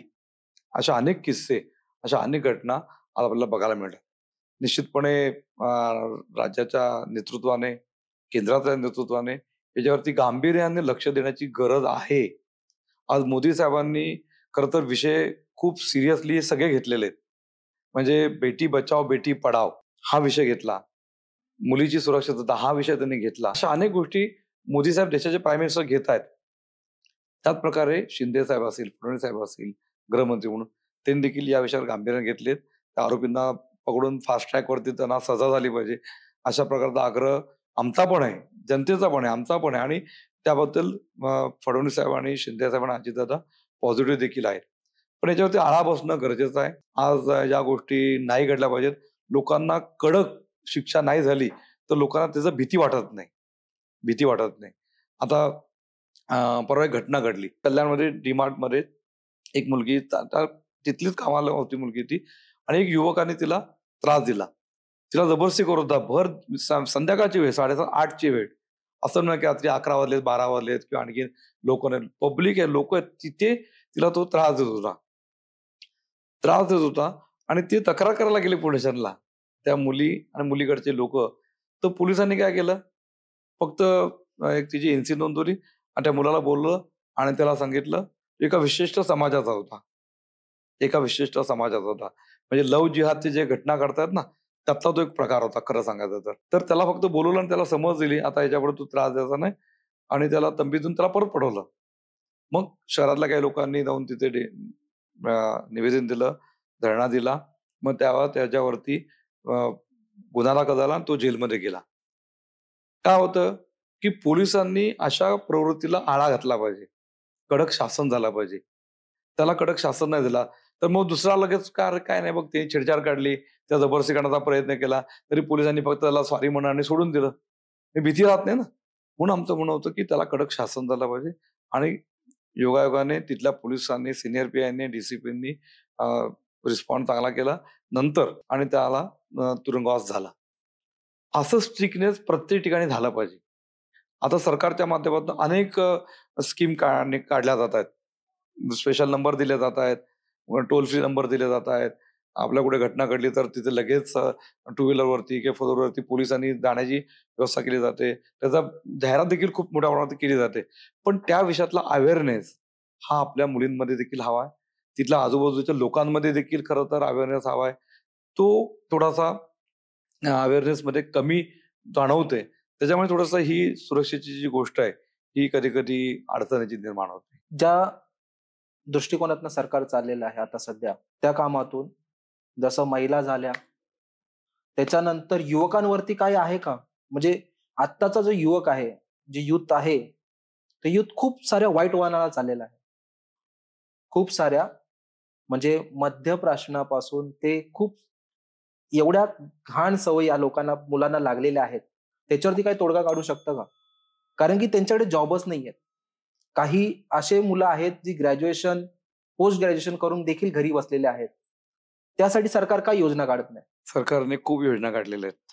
मग त्या ज्या योजना युवकांना नोकरी करायचीच नाही, ज्यांना धंदा करायचाच नाही, आई-वडिलांच्या हे थोडंसं वादग्रस्त विधान होईल. पण हे मी स्वतः बघितलेलं आहे. अनेकांना तुम्ही एखाद्या मुलीला जॉब ऑफर करा. तिची परदेशात पण नायजेरियामध्ये जाऊन सुद्धा जॉब करायची तयारी असते. पण एखाद्या मुलाला सांगितलंत ना, माझा अनुभव सांगतो तुम्हाला. बँकेत जरी नोकरी लावली ना त्याला बँकेमध्ये, तो म्हणे की साहेब मला ना कल्याण जनता बँक मी रामबागेत राहतो. मला रामबाग ब्रँच द्या. मला ती कल्याण पूर्वेतली ब्रँच नको. एखाद्या मुलीला सांगितलं ना, "तू चर्चगेट ब्रँचला जाशील का?" ती बिनधास्त हो म्हणते, तयार होते. ही मानसिकता मुलांमध्ये मी बघितली. ही खरं अडचणीचा पार्ट आहे. अनेकांना जॉबच्या अपॉर्च्युनिटी भरपूर आहेत, भरपूर आहेत. मुंबई आहे, एम-आय-डी-सी एरियाज आहेत, नवी मुंबई आहे. अनेक कंपन्या आपल्या परिसरामध्ये आहेत. खूप साऱ्या अपॉर्च्युनिटी आहेत. पण लोकांमध्ये काम करण्याची मानसिकता जी आहे ना, ती थोडीशी कमी आहे. शॉर्टकटच्या मागे थोडे जातात. शॉर्टकट हा अनुभव मी घेतलेला आहे. त्याच्यामुळे त्याच्या व्यतिरिक्त स्किल डेव्हलपमेंटचं एक खूप मोठं अभियान मोदी साहेबांनी इम्प्लिमेंट केलं. Skill development. म्हणजे तुम्हाला नोकरी करायची गरजच नाही. शेकडो स्किल डेव्हलपमेंटचे प्रोजेक्ट आज आपल्याकडे सगळ्यात जास्त युथ आपल्या इंडियामध्ये सगळ्यात जास्त. इतर देशामध्ये नाहीये. अख्ख्या जगामध्ये कुठेही युथची गरज पडली, आपण प्रोव्हाईड करू शकतो त्यांना. आपण त्यांना जॉब प्रोव्हाईड करू. म्हणजे समजा ड्रायव्हर आहे, डॉक्टर्स आहेत, इंजिनिअर्स आहेत, सीए आहेत, ॲडव्होकेट्स आहेत. कोणतेही क्षेत्र तुम्ही घ्या. ड्रायव्हरचं म्हटलं, प्लंबर घ्या, मोबाईल रिपेअरिंग घ्या, ऑपरेटर्स म्हणा, जे-सी-बी ऑपरेटर, पोकलॅन ऑपरेटर असे ऑपरेटर्स लागतात. रिपेअरिंगची कामं असतात, प्लंबिंगची कामं असतात, इलेक्ट्रिशियनची कामं असतात. असे अनेक कोर्सेस आहेत, की जे कोर्स तुम्ही केले सरकारच्या मार्फत फ्री ऑफ कॉस्टमध्ये मुलींना ब्युटी पार्लर आहे, नेल आर्ट आहे, हेअर ड्रेसिंग आहेत. असे कॉम्प्युटरमधले टॅलीचे कोर्सेस आहेत, ऑटोकॅडचे कोर्सेस आहेत. हे सगळे कोर्स शेकडो कोर्स फ्रीमध्ये आहेत. फ्रीमध्ये आहेत. आणि एखादा कोर्स केला तर तो कोर्स देणाऱ्याला 100% जॉब देण्याची गॅरंटी असते. त्याला जबाबदारी असते. जॉब पण ते देतात. पण मुलं कोर्स करतात, जॉब करायला जात नाहीत. का दुसरा मुद्दा त्यातला पुढे सांगतो. त्याला जर का तोनी कोर्स केला, तर त्याला मुद्रा बँकेतनं लोन मिळतं. मुद्रा बँक एक योजना आहे, सरकारची योजना आहे. त्या योजनेच्या मार्फत त्यांना 10 लाखापर्यंत लोन मिळतं. समजा एखाद्या मुलीने, समजा भूमीने ठरवलं की मी ब्युटी पार्लरचा कोर्स करा. तिने ब्युटी पार्लरचा कोर्स केला आणि तिला वाटलं की मला आता बिझनेस करायचा आहे, मला ब्युटी पार्लर टाकायचंय. तर तिला लोन पाहिजे. ब्युटी पार्लरकडे 10 लाख लागत नाही. 5 लाख 7 लाखामध्ये ते ब्युटी पार्लर तिचं चालू होतं आणि त्याला रेट ऑफ इंटरेस्ट किती कमी. सबसिडाइज रेट ऑफ इंटरेस्ट म्हणतो. त्याशिवाय त्यांना सिक्युरिटी नाही, गॅरंटर नाही. म्हणजे लोनची इतकी सोपी प्रक्रिया केलेली आहे, की तरुणाला एकही माणूस असा राहू शकत नाही, की त्याला जॉब नाही, त्याला बिझनेस नाही. इतक्या प्रकारचे विविध कोर्सेस, इतक्या प्रकारचे जॉब क्रिएट केलेले आहेत. आता टाटा पॉवर कंपनी आहे. आपल्या कल्याण आपण डोंबिवलीवर हो. कल्याण टाटा पॉवर कंपनी. तर त्यांना स्किल लेबर लागतात. पॉवर प्रोजेक्ट त्यांचा आहे, त्यांना स्किल लागतात. तर ते स्वतः ट्रेन करतात. त्यांना ट्रेन करतात आणि त्यांना ते जॉब पण देतात. लोकं कोर्स करतात, पण जॉबला जात नाहीत तिकडे. अशी उदाहरणं माझ्या माहितीतली. म्हणजे मी तर किती वेळा जॉब फेअर घेतले. कितीतरी वेगळ्या कंपन्यांची जॉब फेअर घेतो. मग माणसं भेटत नाहीत आम्हाला. आज जॉब भरपूर आहेत. आज जॉब फेअर आता माझ्याकडे एका आपले जे हब आहे ना, आपलं गोडाऊन्स आहेत भिवंडीमध्ये. तर तिथल्या विविध कंपन्या, मल्टीनॅशनल कंपन्या आहेत. नॉट नेसेसरी फक्त वर्कर का. तिथे स्किल लेबर लागतात, तिथे एज्युकेटेड लागतात, MBA असलेले लागतात, इंजिनियर लागतात, इलेक्ट्रिशियन लागतात, कॉम्प्युटर इंजिनियर लागतात. पण 100% त्या पोस्ट भरायला माणसं अवेलेबल होत नाहीत. जर काही जॉब असतील, तुम्ही समजा बेरोजगारीमुळे म्हणत असाल, युवकांना जॉब मिळत नसेल म्हणत, मग या इथे माणसांची काय गरज आहे? आता मी 5,000 जणांची मला भरती आहे. 5,000 मी जाहिरात दिली. मी आता जॉब फेअर घेतोय मी. पण मी तुम्हाला कॉन्फिडन्स सांगतो, मला 5,000 माणसं भरवण्याकरता माझ्याकडे 10,000 लोकं आली पाहिजेत. पण 1,000-2,000 लोकं सुद्धा येत नाहीत. आम्ही सांगतो बँकेची भरती आहे, कॉर्पोरेशनची भरती आहे, लोकांना काय झालंय, सगळ्यांना सरकारी नोकरी पाहिजे. बरोबर. सरकारी नोकरीमध्ये काय असतं, की लाईफ सेफ असते. कॉर्पोरेट एरियामध्ये गेलं की तिथे काम करावं लागतं, रिझल्ट द्यायला लागतो तुम्हाला, मेहनत करावी लागते. ही थोडीशी आपल्या तरुणांमध्ये याविषयी अनास्था मी पाहिली आहे. मी 100% तरुणांबद्दल असं म्हणणं नाही, बरोबर. पण काही तरुणांमध्ये ही अनास्था मी पाहिलेली आहे. अनेक वेळा पाहिलेली आहे. आणि खूप जॉब आहेत मार्केटमध्ये. पण लोकांना मी तर म्हणतो, की बुवा तुम्हाला घरी बसलात ना, घरी बसून तुम्हाला किती पगार मिळतो? काहीच मिळत नाही. मग 2 वेळा जेवायला लागतंय, 2 वेळा चहा लागतोय, एकदा नाश्ता लागतोय. तुम्ही घरात राहताय, लाईट पंखा लागतोय, घराचं भाडं आहे. मग एका माणसाला किमान खर्च म्हटला तरी ₹10,000 तरी खर्च होतो घरामध्ये. आणि तुला 12,000 ची जर का नोकरी मिळत असेल, 15,000 ची नोकरी मिळत असेल, तर ती नोकरी तू जॉइन कर ना. तू तिथे तुझं कॅलिबर प्रूव्ह कर आणि मग तुला प्रमोशन मिळेल आपोआप तिकडे. पण थोडीशी या विषयातली अनास्था मी पाहिलेली आहे. मी स्वतः पाहिलेली आहे. त्याच्यामुळे गव्हर्नमेंट प्रयत्न करतं, पॉलिटिशियन प्रयत्न करतात, सरकारकडनं खूप योजना या सगळ्या संदर्भातल्या आहेत. पण लोकं मिसयूज कसा करायचा? त्याच्यामागे जास्त. आता अशा अनेक योजना सांगतो. अशा अनेक योजना आहेत, की ज्याचा लोकं रिस्पॉन्स देत नाहीत. एक तर लोकांमध्ये ते अवेअरनेस, आता वेबसाईटवरती सगळ्या योजनांची माहिती असते. पण त्या योजनांचा लाभ घेण्याकरता मानसिकता नसते. आता आरटीचा कायदा आहे साधा. RT, right to education. बरोबर. त्या राईट टू एज्युकेशनमध्ये चांगल्या शाळेमध्ये गरिबांना शिक्षण मिळतं फ्रीमध्ये, 1ली ते 10वी. पण अनेकांना अर्ज कसा करायचा, अर्ज कधी निघतोय, याच्याबद्दल अवेअरनेसच नाही. मी त्यांच्या घरातल्या, गरिबाच्या घरातला, म्हणजे समजा SC, ST आणि इकॉनॉमिकल बॅकवर्ड या 3 कॅटेगरी करता ती योजना आहे. पण अनेकांना ती योजनेचा लाभ कसा घ्यायचा? मी तर आवर्जून मॅक्झिमम प्रयत्न करतो, की अशा सगळ्या योजनांचा लाभ लोकांना कशाप्रकारे आपल्याला देता येईल. तुम्ही जे काही सांगितलं आतापर्यंत, हा तुमचा व्हिजन जो आहे, तुम्ही जो सांगितलात, असाच पुढे राहणार आहे का? ऑब्व्हियसली. ह्याच्यामध्ये अजून तुम्ही काय ॲड ऑन करू शकता? मी सांगितलं ना, मी आमदार होतो. मी आता आमदार नाही मला वाटतच नाही, नाही. आता तुम्ही माजी आमदार आहात. मी माजी आमदार आहे तरी मी माजी आमदार मला वाटतच नाही. हो, लोकांनी तुम्हाला कारण मी माझे आमदाराचं 500चे मत आहे. 1800 कार्यकर्ते का झाले? 2 लाखाचे माझे 4 लाख किलोमीटर का झाले? मी या 5 वर्षात कुठे फिरायलाच गेलो नाही. मी आमदार असताना तरी बायकोचा वाढदिवस आहे, आमच्या लग्नाचा वाढदिवस आहे. आम्ही फॉरेन ट्रिप तरी केलेल्या आहेत आमदार असताना. आता मी आमदार नसताना मी प्राधान्य लोकांच्या समस्यांवरती, लोकांच्या कामांवरती, त्यांना जास्तीत जास्त तुम्ही माझ्या कार्यालयात येऊन बघा कधी. माझे 3 ऑफिस आहेत कल्याण पश्चिम विधानसभेमध्ये. अनेक योजनांकरता अनेक लोक येत असतात. अनेक योजना, सगळे मॅक्झिमम योजनांचा लाभ मी माझ्या कार्यालयाच्या मार्फत देत असतो. म्हणजे कार्यालयामधून फक्त आमदार झाल्यावरतीच मदत करता असं नाही. आमदार नसताना सुद्धा सरकारच्या योजना आहेत. सरकारच्या योजनांचा लोकांना लाभ कसा मिळून देणार आहे. विविध शिबिर आहेत, विविध ट्रेनिंग कॅम्प आहेत, स्किल डेव्हलपमेंट बद्दल अवेअरनेस आहे, RTचा अवेअरनेस आहे, महिलांच्या सुरक्षेविषयातला अवेअरनेस आहे, जॉब फेअर असे विषय आहेत. अशा अनेक गोष्टींकरता मी 5 वर्ष माझ्या मतदारसंघामध्ये फोकस केलं.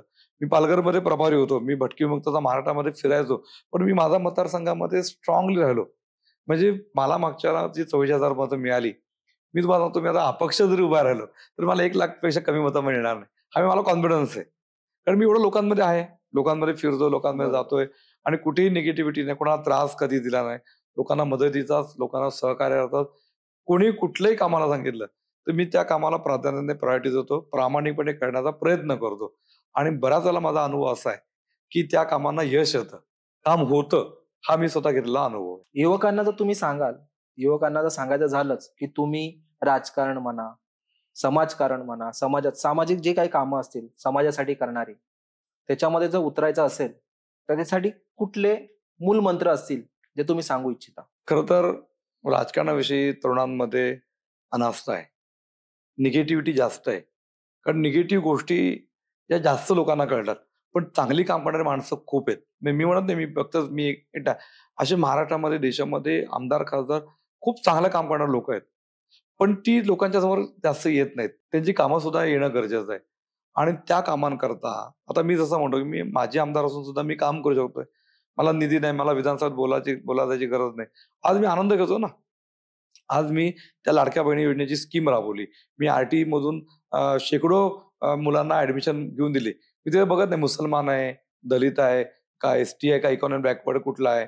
फक्त जेन्युइन पाहिजे. जेन्युइन आहे, गरीब व्यक्ती आहे. त्याला ॲडमिशन असे 400 मुलांना जर का मी ॲडमिशन घेऊन दिले, तर आज 400 फॅमिली माझ्याशी जोडले पण गेले आणि आशीर्वाद पण मला मिळाला अशा लोकांचा. तर त्यामुळे अशा प्रकारचं काम करण्याची चांगली संधी आज पॉलिटिक्समध्ये उपलब्ध आहे. कुठल्याही पक्षात जा. तुम्ही भाजपच नाही म्हणत. शिवसेना आहे, राष्ट्रवादी आहे, शिंदे गट आहे, काँग्रेस आहे, राष्ट्रवादी आहे, कोणत्याही पक्षात जा. कोणत्याही पक्षात गेलं तर तुम्हाला एक सामाजिक फक्त प्रत्येकाचं टार्गेट काय असतं, की मी नगरसेवक बनेल, मी आमदार बनेल, खासदार. हे काय सगळ्यांना शक्य होणार नाही. पण आमदार, खासदार, नगरसेवकापेक्षा देखील अनेक कामं करण्याची संधी आज आपल्याला उपलब्ध आहे. आणि ती कामं केली. आता उदाहरणार्थ पर्यावरणाचा विषय आहे. आता ट्री प्लांटेशनची गरज आहे. ट्री प्लांटेशनला जर का युवकांनी प्राधान्य दिलं, प्रोत्साहन दिलं, तर आज आपल्याकडे प्रदूषणाचा विषय राहणार नाही. स्वच्छतेवरती लोकांनी आता मोदी साहेबांनी स्वच्छतेला प्राधान्य दिलं. युवकांना खूप मोठं दालन स्वच्छतेकरता काम करण्याकरता आहे. पॉवर सेव्हिंग वरती काम करण्याची गरज आहे. कार्बन क्रेडिट मिळवण्याची गरज आहे. आज जसं सोलार पॉवरचं मी म्हणतोय, त्यामध्ये लोकांमध्ये एक सोसायटी जरी केली, क्लिअर केली, की आता एक सोसायटी समजा घेतली. त्या सोसायटीत सोलार पॉवर लावले. त्या सोसायटीत आम्ही रेन वॉटर हार्वेस्टिंगचा प्रोजेक्ट आम्ही इम्प्लिमेंट केला. त्या सोसायटीतल्या सिक्युरिटी गार्डला आम्ही इन्शुरन्सची पॉलिसी काढून दिली. त्या सोसायटीतल्या धुणभांडी करणारी महिला जी आहेत, त्यांच्या मुलांना, त्यांच्या नातवांना आम्ही आर-टी मधून जर का ॲडमिशन घेऊन दिली, तर निश्चितपणे त्यांना पण एक सोशल वर्क करण्याचा एक मोठा आनंद हा मिळू शकतो. आणि पॉलिटिक्समध्ये फक्त इलेक्शन किंवा मोठी इश्यू हे बघून लोकांची, तरुणांमध्ये निगेटिव्हिटी क्रिएट होते. पण आपल्याला अनेक गोष्टींवरती काम करायला संधी आहे. तर ह्या संध्या जर का बघितलं, तर आपल्याला स्वतःला देखील एक आनंद मिळेल, की मी एक सामाजिक कार्य करतोय. मी एक चांगलं सोशल वर्क करतोय. आणि शेवटी सेल्फ सॅटिस्फॅक्शन असतं ना. तुम्हाला क्रेडिट लोकं देतातच. जसं आता मी मी आमदार असताना मराठवाड्यामध्ये 551 मुलींची लग्न लावली. म्हणजे ज्या शेतकऱ्यांनी आत्महत्या केली, त्यांच्या मुलींची लग्न लावली. हे मला कोणी सांगितलं नाही. मला पार्टीने सांगितलं नाही. मी टीव्हीवरती अक्षय कुमारचा कार्यक्रम बघितला आणि मला वाटलं, की अरे त्या मुलींकरता आपण काहीतरी केलं पाहिजे. आणि म्हणून मी उत्स्फूर्तपणे तिथे गेलो. खर्च पण केला. मी काही बिल्डरकडनं, कॉन्ट्रॅक्टरकडनं पैसे नाही गोळा केले. मी माझ्या खिशातले पैसे खर्च केले आणि तो लग्न सोहळा केला. आणि त्याला तर खरं तर 100 लग्न लावायचं टार्गेट त्याला मला मुख्यमंत्र्यांनी दिलं होतं. नरेंद्र, आपण 100 तरी मुलींचे लग्न लावू. मी त्याला म्हणलं, मी 100 मी 501 लग्न लावेल. आणि मी प्रयत्न केला, तर 551 मुलींचे लग्न लावले. त्यात मुसलमान, ख्रिश्चन, दलित आणि हिंदू अशा 4 वेगळ्या पद्धतीने लग्न सोहळा झाला. म्हणजे त्या लग्न सोहळ्यामध्ये जो आशीर्वाद मला मिळाला, जी फॅमिली अशी आनंदी झाली होती, खुश झाली होती. म्हणजे मला पण आनंद असतो त्यावेळेला मला ते सगळा सोहळा बघायला. म्हणजे त्यावेळेला तर मला कपडे सुद्धा बदलायला वेळ मिळाला नाही. मी पण असं जॅकेट-बिकेट शिवत होतो मस्त. आपण लग्न सोहळ्याला लग्न लावताना आपण उभं राहतो तिथे. पण मी जे झब्बाक कुर्त्यावरती जे सकाळपासून वावरत होतो, त्याच कपड्यांवरती लग्न सोहळा संपेपर्यंत मी तिथं होतो.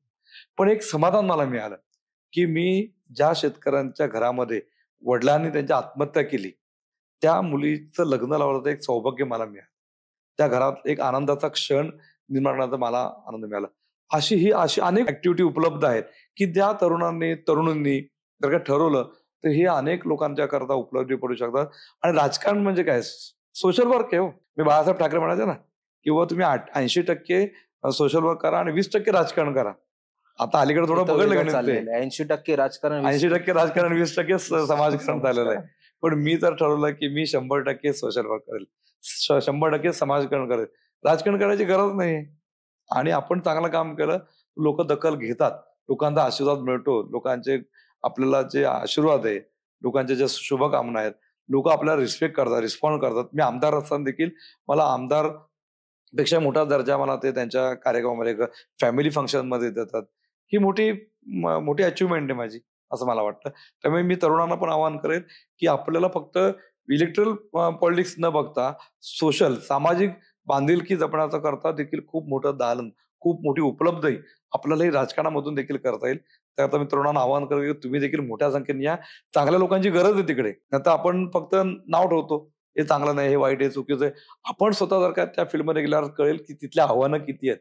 हे काय राजकारणातलं काम सुद्धा सोपं नाही. एखादं चांगलं काम करायला गेल्यावरती विरोध होतो, त्रास होतो, पॉलिटिक्स चालतं. राजकारण होतं, क्रेडिटची लढाई असते. त्याच्यामुळे अडचणी असतात तिथे. पण जर का तुम्ही कामं केल्यावर तुम्हाला जो आनंद मिळेल, तो आनंद मंत्रिपदापेक्षा देखील मोठा राहील. बरोबर. युथला देखील आता समजेल. जर एखादा आता कसे आजचं युथ असं आहे ना सर, की जर एखाद्या नेत्याच्या मागे ते फिरतायत ना, तर ते फक्त त्या नेत्यासाठीच आहेत. मग त्यांना ना त्यांच्या आई-वडिलांची पडलेली आहे, ना समाजाची पडलेली आहे. मग तो कुठल्याही समाजाचा असू दे. नेता बोलला, दादा बोलले, तेच करायचं आपल्याला. त्यांनी स्वतःचे आयुष्य देखील खराब करून घेतलेलं असतं. ते म्हणून मी तुम्हाला हा प्रश्न केला होता, की जर युथला यायचं असेल तर काय करावं? ठीक आहे. आता पुढचा प्रश्न माझा असा आहे सर तुमच्यासाठी, की आधारवाडीचं जे डंपिंग ग्राउंड आहे, त्यासाठी तुम्ही कामं केली होतीत आणि ती कामं होताना देखील दिसतायत. ते तुम्ही आता ते बंद झालंय डंपिंग ग्राउंड. पण तिथे तुम्ही एक व्यवसाय देखील चालू केला होता, एक रोजगार म्हणून एक. त्याबद्दल डिटेलमध्ये सांगा ना जरा. मी जेव्हा नाही तो बघितलं तो प्लांट जो आहे ना, तो गव्हर्नमेंटचा, कॉर्पोरेशनचा आहे. उंबाड्याला प्लांट टाकला. हां, उंबारड्याला जो तुम्ही उंबाड्या प्लॅन गावात तो टाकला प्लांट होता. हां. टाकलाय. मी तिथे मी जसं ते काम चालू होतं, तो प्लांट चालू होत नव्हता म्हणून पाठपुरावा करून तो चालू केला मी तिथे. तर तो तिथं अडचणी पण होत्या आणि तिथे कचरा आम्हाला तिथे डंप नाही झाला पाहिजे. आता जो प्रॉपर तो होत नाही. आता खरं लोकप्रतिनिधींनी लक्ष दिलं पाहिजे. तिथे उंबाडा गावातल्या लोकांना खूप त्रास होतो. तिथे माशा, मच्छर, दुर्गंधी याचं थोडंसं हो. साम्राज्य निर्माण झालेलं आहे. प्रक्रिया प्रॉपर होणं गरजेचं आहे. प्रक्रिया नीट होत नाही. कॉर्पोरेशनच्या अधिकाऱ्यांनी नीट लक्ष दिलं केलं पाहिजे. हा डंपिंग सुद्धा लवकर तो डोंगर खाली करून तिथे गार्डन होऊ शकते. तिथे प्लेन रस्ता होऊ शकतो. रिंग रोडचा रस्ता देखील त्या त्या डंपिंगमध्ये आणलेला आहे. पुढचा सगळा अटारी टिटवाळापर्यंत रोड झालेला आहे. पण मेन एंट्रीच डंपिंगच्या इथूनची अजून क्लिअर होत नसल्यामुळे आज रिंग रोड पुढचा तयार आहे आणि हा अजून जॉइन होऊ शकत नाहीये. अशी अधिकारांमधली अनास्था जी आहे ती अत्यंत वाईट परिस्थिती आहे. त्याच्यामध्ये देखील खूप गडबडी आहेत. म्हणजे डंपिंगमधून सुद्धा पैसे खाण्याची एक अत्यंत घाणेरडी प्रवृत्ती ही मी जवळनं बघितलेली आहे. म्हणजे तिथलं ते कचरा उचलणं असेल, तिथे कचरा टाकणं असेल, तो कचरा खालीवर करण्याकरता मशिनरी लावणं असेल, तिथे कचरा आग लागते. आग लागण्याकरता मग विझवण्याकरता आणखीन काही तिथे प्रयोग करणं असेल, असं त्या तिथे सरकारचा पैसा म्हणजे कोणाचा आपल्याच खिशातला असतो. टॅक्स पेअरचाच पैसा असतो. त्याचा मिसयूज होताना मी स्वतः जवळनं तिथे बघितलेलं आहे. मी वेळोवेळी तक्रारी केल्या, आवाज पण उठवलेला आहे. पण शेवटी काय भ्रष्टाचार 100% लगेच संपू शकत नाही. बरोबर. पण किमान त्याच्यावरती कंट्रोल आणण्याचा प्रयत्न मी त्यावेळेला केला. बरोबर.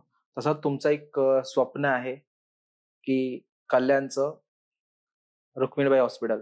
तिथे तुम्ही कल्याणमध्ये एक वैद्यकीय विद्यालय जे बांधायचं तुमचं स्वप्न आहे, त्याबद्दल तुम्ही काय सांगाल? खरं तर रुक्मिणीबाई हॉस्पिटल जे आहे किंवा डोंबिवली शास्त्रीनगर हॉस्पिटल आहे. कल्याण डोंबिवली महापालिका एवढी मोठी महापालिका आहे आणि कल्याण डोंबिवली महापालिकेमध्ये एकही चांगलं हॉस्पिटल नाही. सरकारी, प्रायव्हेट हॉस्पिटल आहेत. प्रायव्हेट हॉस्पिटल बरेच आहेत. पण सरकारी जे पाहिजे जसं ठाण्याला कळ हॉस्पिटल आहे, नंतर राजीव गांधी हॉस्पिटल आहे, मुंबईमध्ये केम आहे, टाटा आहे किंवा आणखीन सायन हॉस्पिटल आहे, बीएमसीची कॉर्पोरेशन हॉस्पिटल्स आहेत. तसं कॉर्पोरेशनचं एक चांगलं अद्ययावत हॉस्पिटल व्हावं याच्याकरता मी प्रयत्न केला. ऍटलिस्ट जे हॉस्पिटल त्याला उपजिल्ह्याचा दर्जा मिळाला पाहिजे. कारण काय होतं आता त्याला कॉर्पोरेशनमध्ये त्यांना डॉक्टर्सना किंवा इतर गोष्टींना सॅलरी प्रॉपर मिळत नाही म्हणून चांगले डॉक्टर येत नाहीत. एमबीबीएस डॉक्टर, एमडी डॉक्टर हे कॉर्पोरेशनमध्ये त्या रुक्मिणी हॉस्पिटलला येऊ शकत नाहीत. म्हणून त्याला जिल्ह्याचा दर्जा द्यावा, उपजिल्ह्याचा दर्जा त्याला द्यावा, जेणेकरून तिथे सरकारच्या मार्फत मार्फत चांगले डॉक्टर्स येतील, चांगले इक्विपमेंट्स येतील. साधे एक्सरे नाही होत, साधे एमआरआय होत हो. नाहीत, साधे आपल्याला एमआरआय काढायचे ती करता येत नाही. अशा एवढ्या मोठ्या कल्याण डोंबिवलीमध्ये एवढी पॉप्युलेशन आहे. कर्जतवरनं, कसारावरून देखील, मुरबाड शहापूरवरून देखील अनेक पेशंट कल्याणला येतात. पण काय होतं की फक्त ट्रान्सफर, कळव्याला ट्रान्सफर, केएमला ट्रान्सफर किंवा आणखी कुठे प्रायव्हेट हॉस्पिटलला ट्रान्सफर एवढंच फक्त सेंटर आज रुक्मिणीबाई झालेलं आहे. आणि मी आजही माझी फाईल मी हाऊसमध्ये भाषण केलं होतं या विषयावरती. त्याला मुख्यमंत्र्यांनी आणि आरोग्यमंत्र्यांनी मला आश्वासन दिलं होतं, की आम्ही तुम्हाला याला उपजिल्ह्याचा दर्जा देऊ, त्याला निधी देऊ, अनेक मशिनरीज देऊ. इव्हन मी CSR फंडातून देखील अनेक इक्विपमेंट आणण्याचा प्रयत्न केला. पण कॉर्पोरेशनच्या अधिकाऱ्यांनी पाहिजे तसा रिस्पॉन्स दिलाच नाही. प्रायव्हेट डॉक्टर कल्याणमधले ऑलरेडी तिथे ओपीडीला जायचे. फ्री ऑफ कॉस्टमध्ये जायचे. ते काय पैसे नाही घ्यायचे. पण तिथली ते ओपीडी कॉर्पोरेशननी बंद करून टाकली. तिथे एवढा घोळ आहे, एवढा गोंधळ आहे सांगतो. अनेक केसेस तिथे आम्ही पाहतो. आज खरं कल्याण डोंबिवली आता मी समजा इलेक्शन लढणार आहे, तर माझी टॉप प्रायोरिटी असणार आहे, की मी माझ्या कारकिर्दीमध्ये अद्ययावत हॉस्पिटल करून दाखवणारच. आता मला सिस्टीम कळलेली आहे. कॉर्पोरेशनची जागा आहे, तिथे आपण हॉस्पिटल बांधू शकतो. मेडिकल कॉलेज देखील आपण कल्याण डोंबिवलीमध्ये आणू शकतो. पण त्याच्याकरता जो महानगरपालिकेचा सपोर्ट मला मिळाला पाहिजे होता त्यावेळेला मी आमदार असताना, तो दुर्दैवाने मिळाला नाही. पण आता तो मी मिळवेल आणि निश्चितपणे आमदार जर का मी समजा परत जनतेच्या ज्यात झालो, तर मी टॉप प्रायोरिटी माझी कल्याण डोंबिवलीच्या हॉस्पिटलला देणार आहे. तुम्ही जर आमदार झालात तर ते काम 100% होणार असं तुम्ही तर म्हणताय.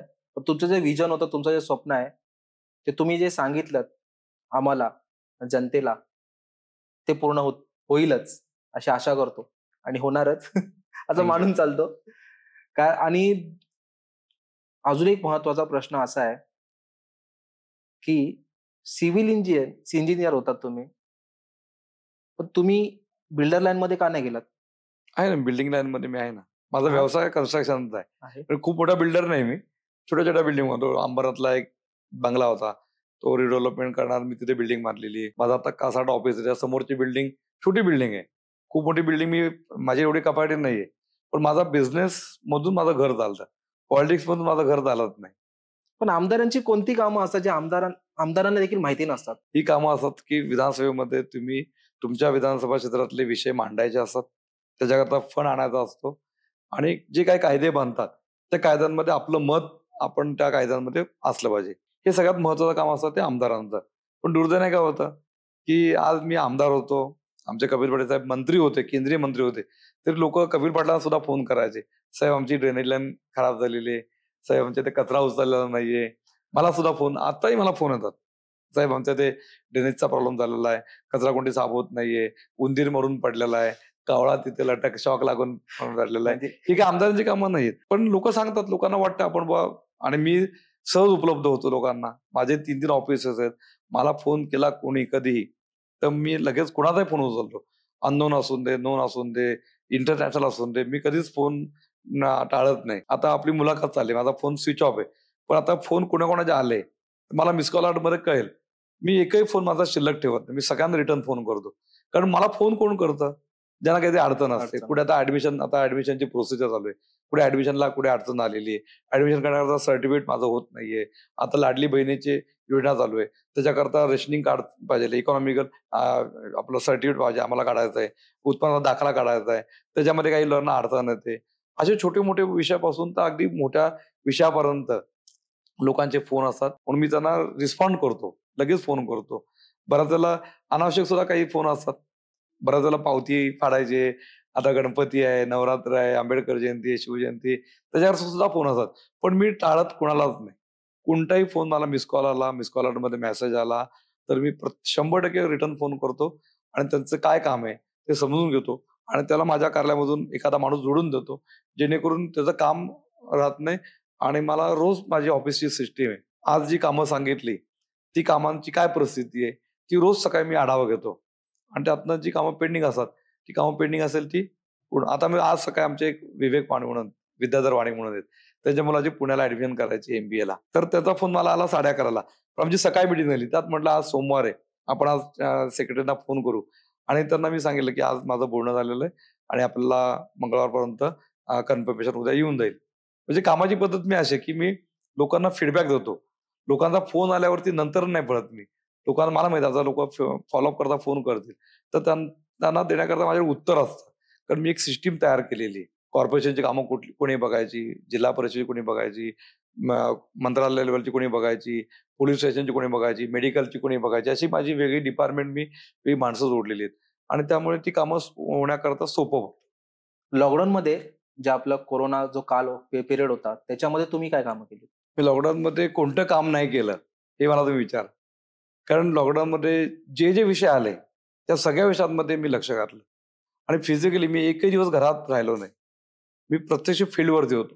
मग ती स्पेशल ट्रेन पण सोडली. सगळ्या सॅनिटाईज करणं असेल, घरामध्ये एखादा कोविड पेशंट सापडला, तो अख्खी सोसायटी सॅनिटाईज करायला लागायची. मी व्यवस्था तयार केली होती. मी भाज्या, फळभाज्या, त्याचे स्टॉल लावले होते. मी आर्सेनिक अल्बमच्या 1,00,000 घरामध्ये गोळ्या दिल्या होत्या. इम्युनिटी पॉवर बूस्ट करण्याकरता त्या होत्या. व्हॅक्सिनेशनचे मी कॅम्प लावले. बऱ्याच वेळेला बेड मिळत नव्हतं हॉस्पिटलमध्ये. त्यावेळेला मी बऱ्याच हॉस्पिटलची माझ्याकडे लिंक होती. कोणीही पेशंट आला की माझ्याकडे पेशंट घरी राहायचा नाही. त्याला बेड मिळवून दिले मी. त्याला ते इंजेक्शन लागायचे. ती इंजेक्शन कुठल्या पेशंटला मी कमी पडून दिले नाहीत. मी स्वतः 2दा पॉझिटिव्ह झालो. स्वतः मला 2 वेळा कोरोना झाला. मी एकदा तर 2 वेळा. लीलावतीमध्ये ॲडमिट होतो, आयसीयूमध्ये होतो मी. मी व्हेंटिलेटरवरती नाही गेलो, पण व्हेंटिलेटरपर्यंत जाईल अशी परिस्थिती पण झाली होती. पण आल्यावरती परत घरचे तर रडायला लागलेले, "तुम्ही कशाला जीवाशी खेळताय?" माझी बांधिलकी मतदारांशी, जनतेशी आणि लोकांशी असल्यामुळे मला कॉन्फिडन्स होता मला काही होणार नाही म्हणून.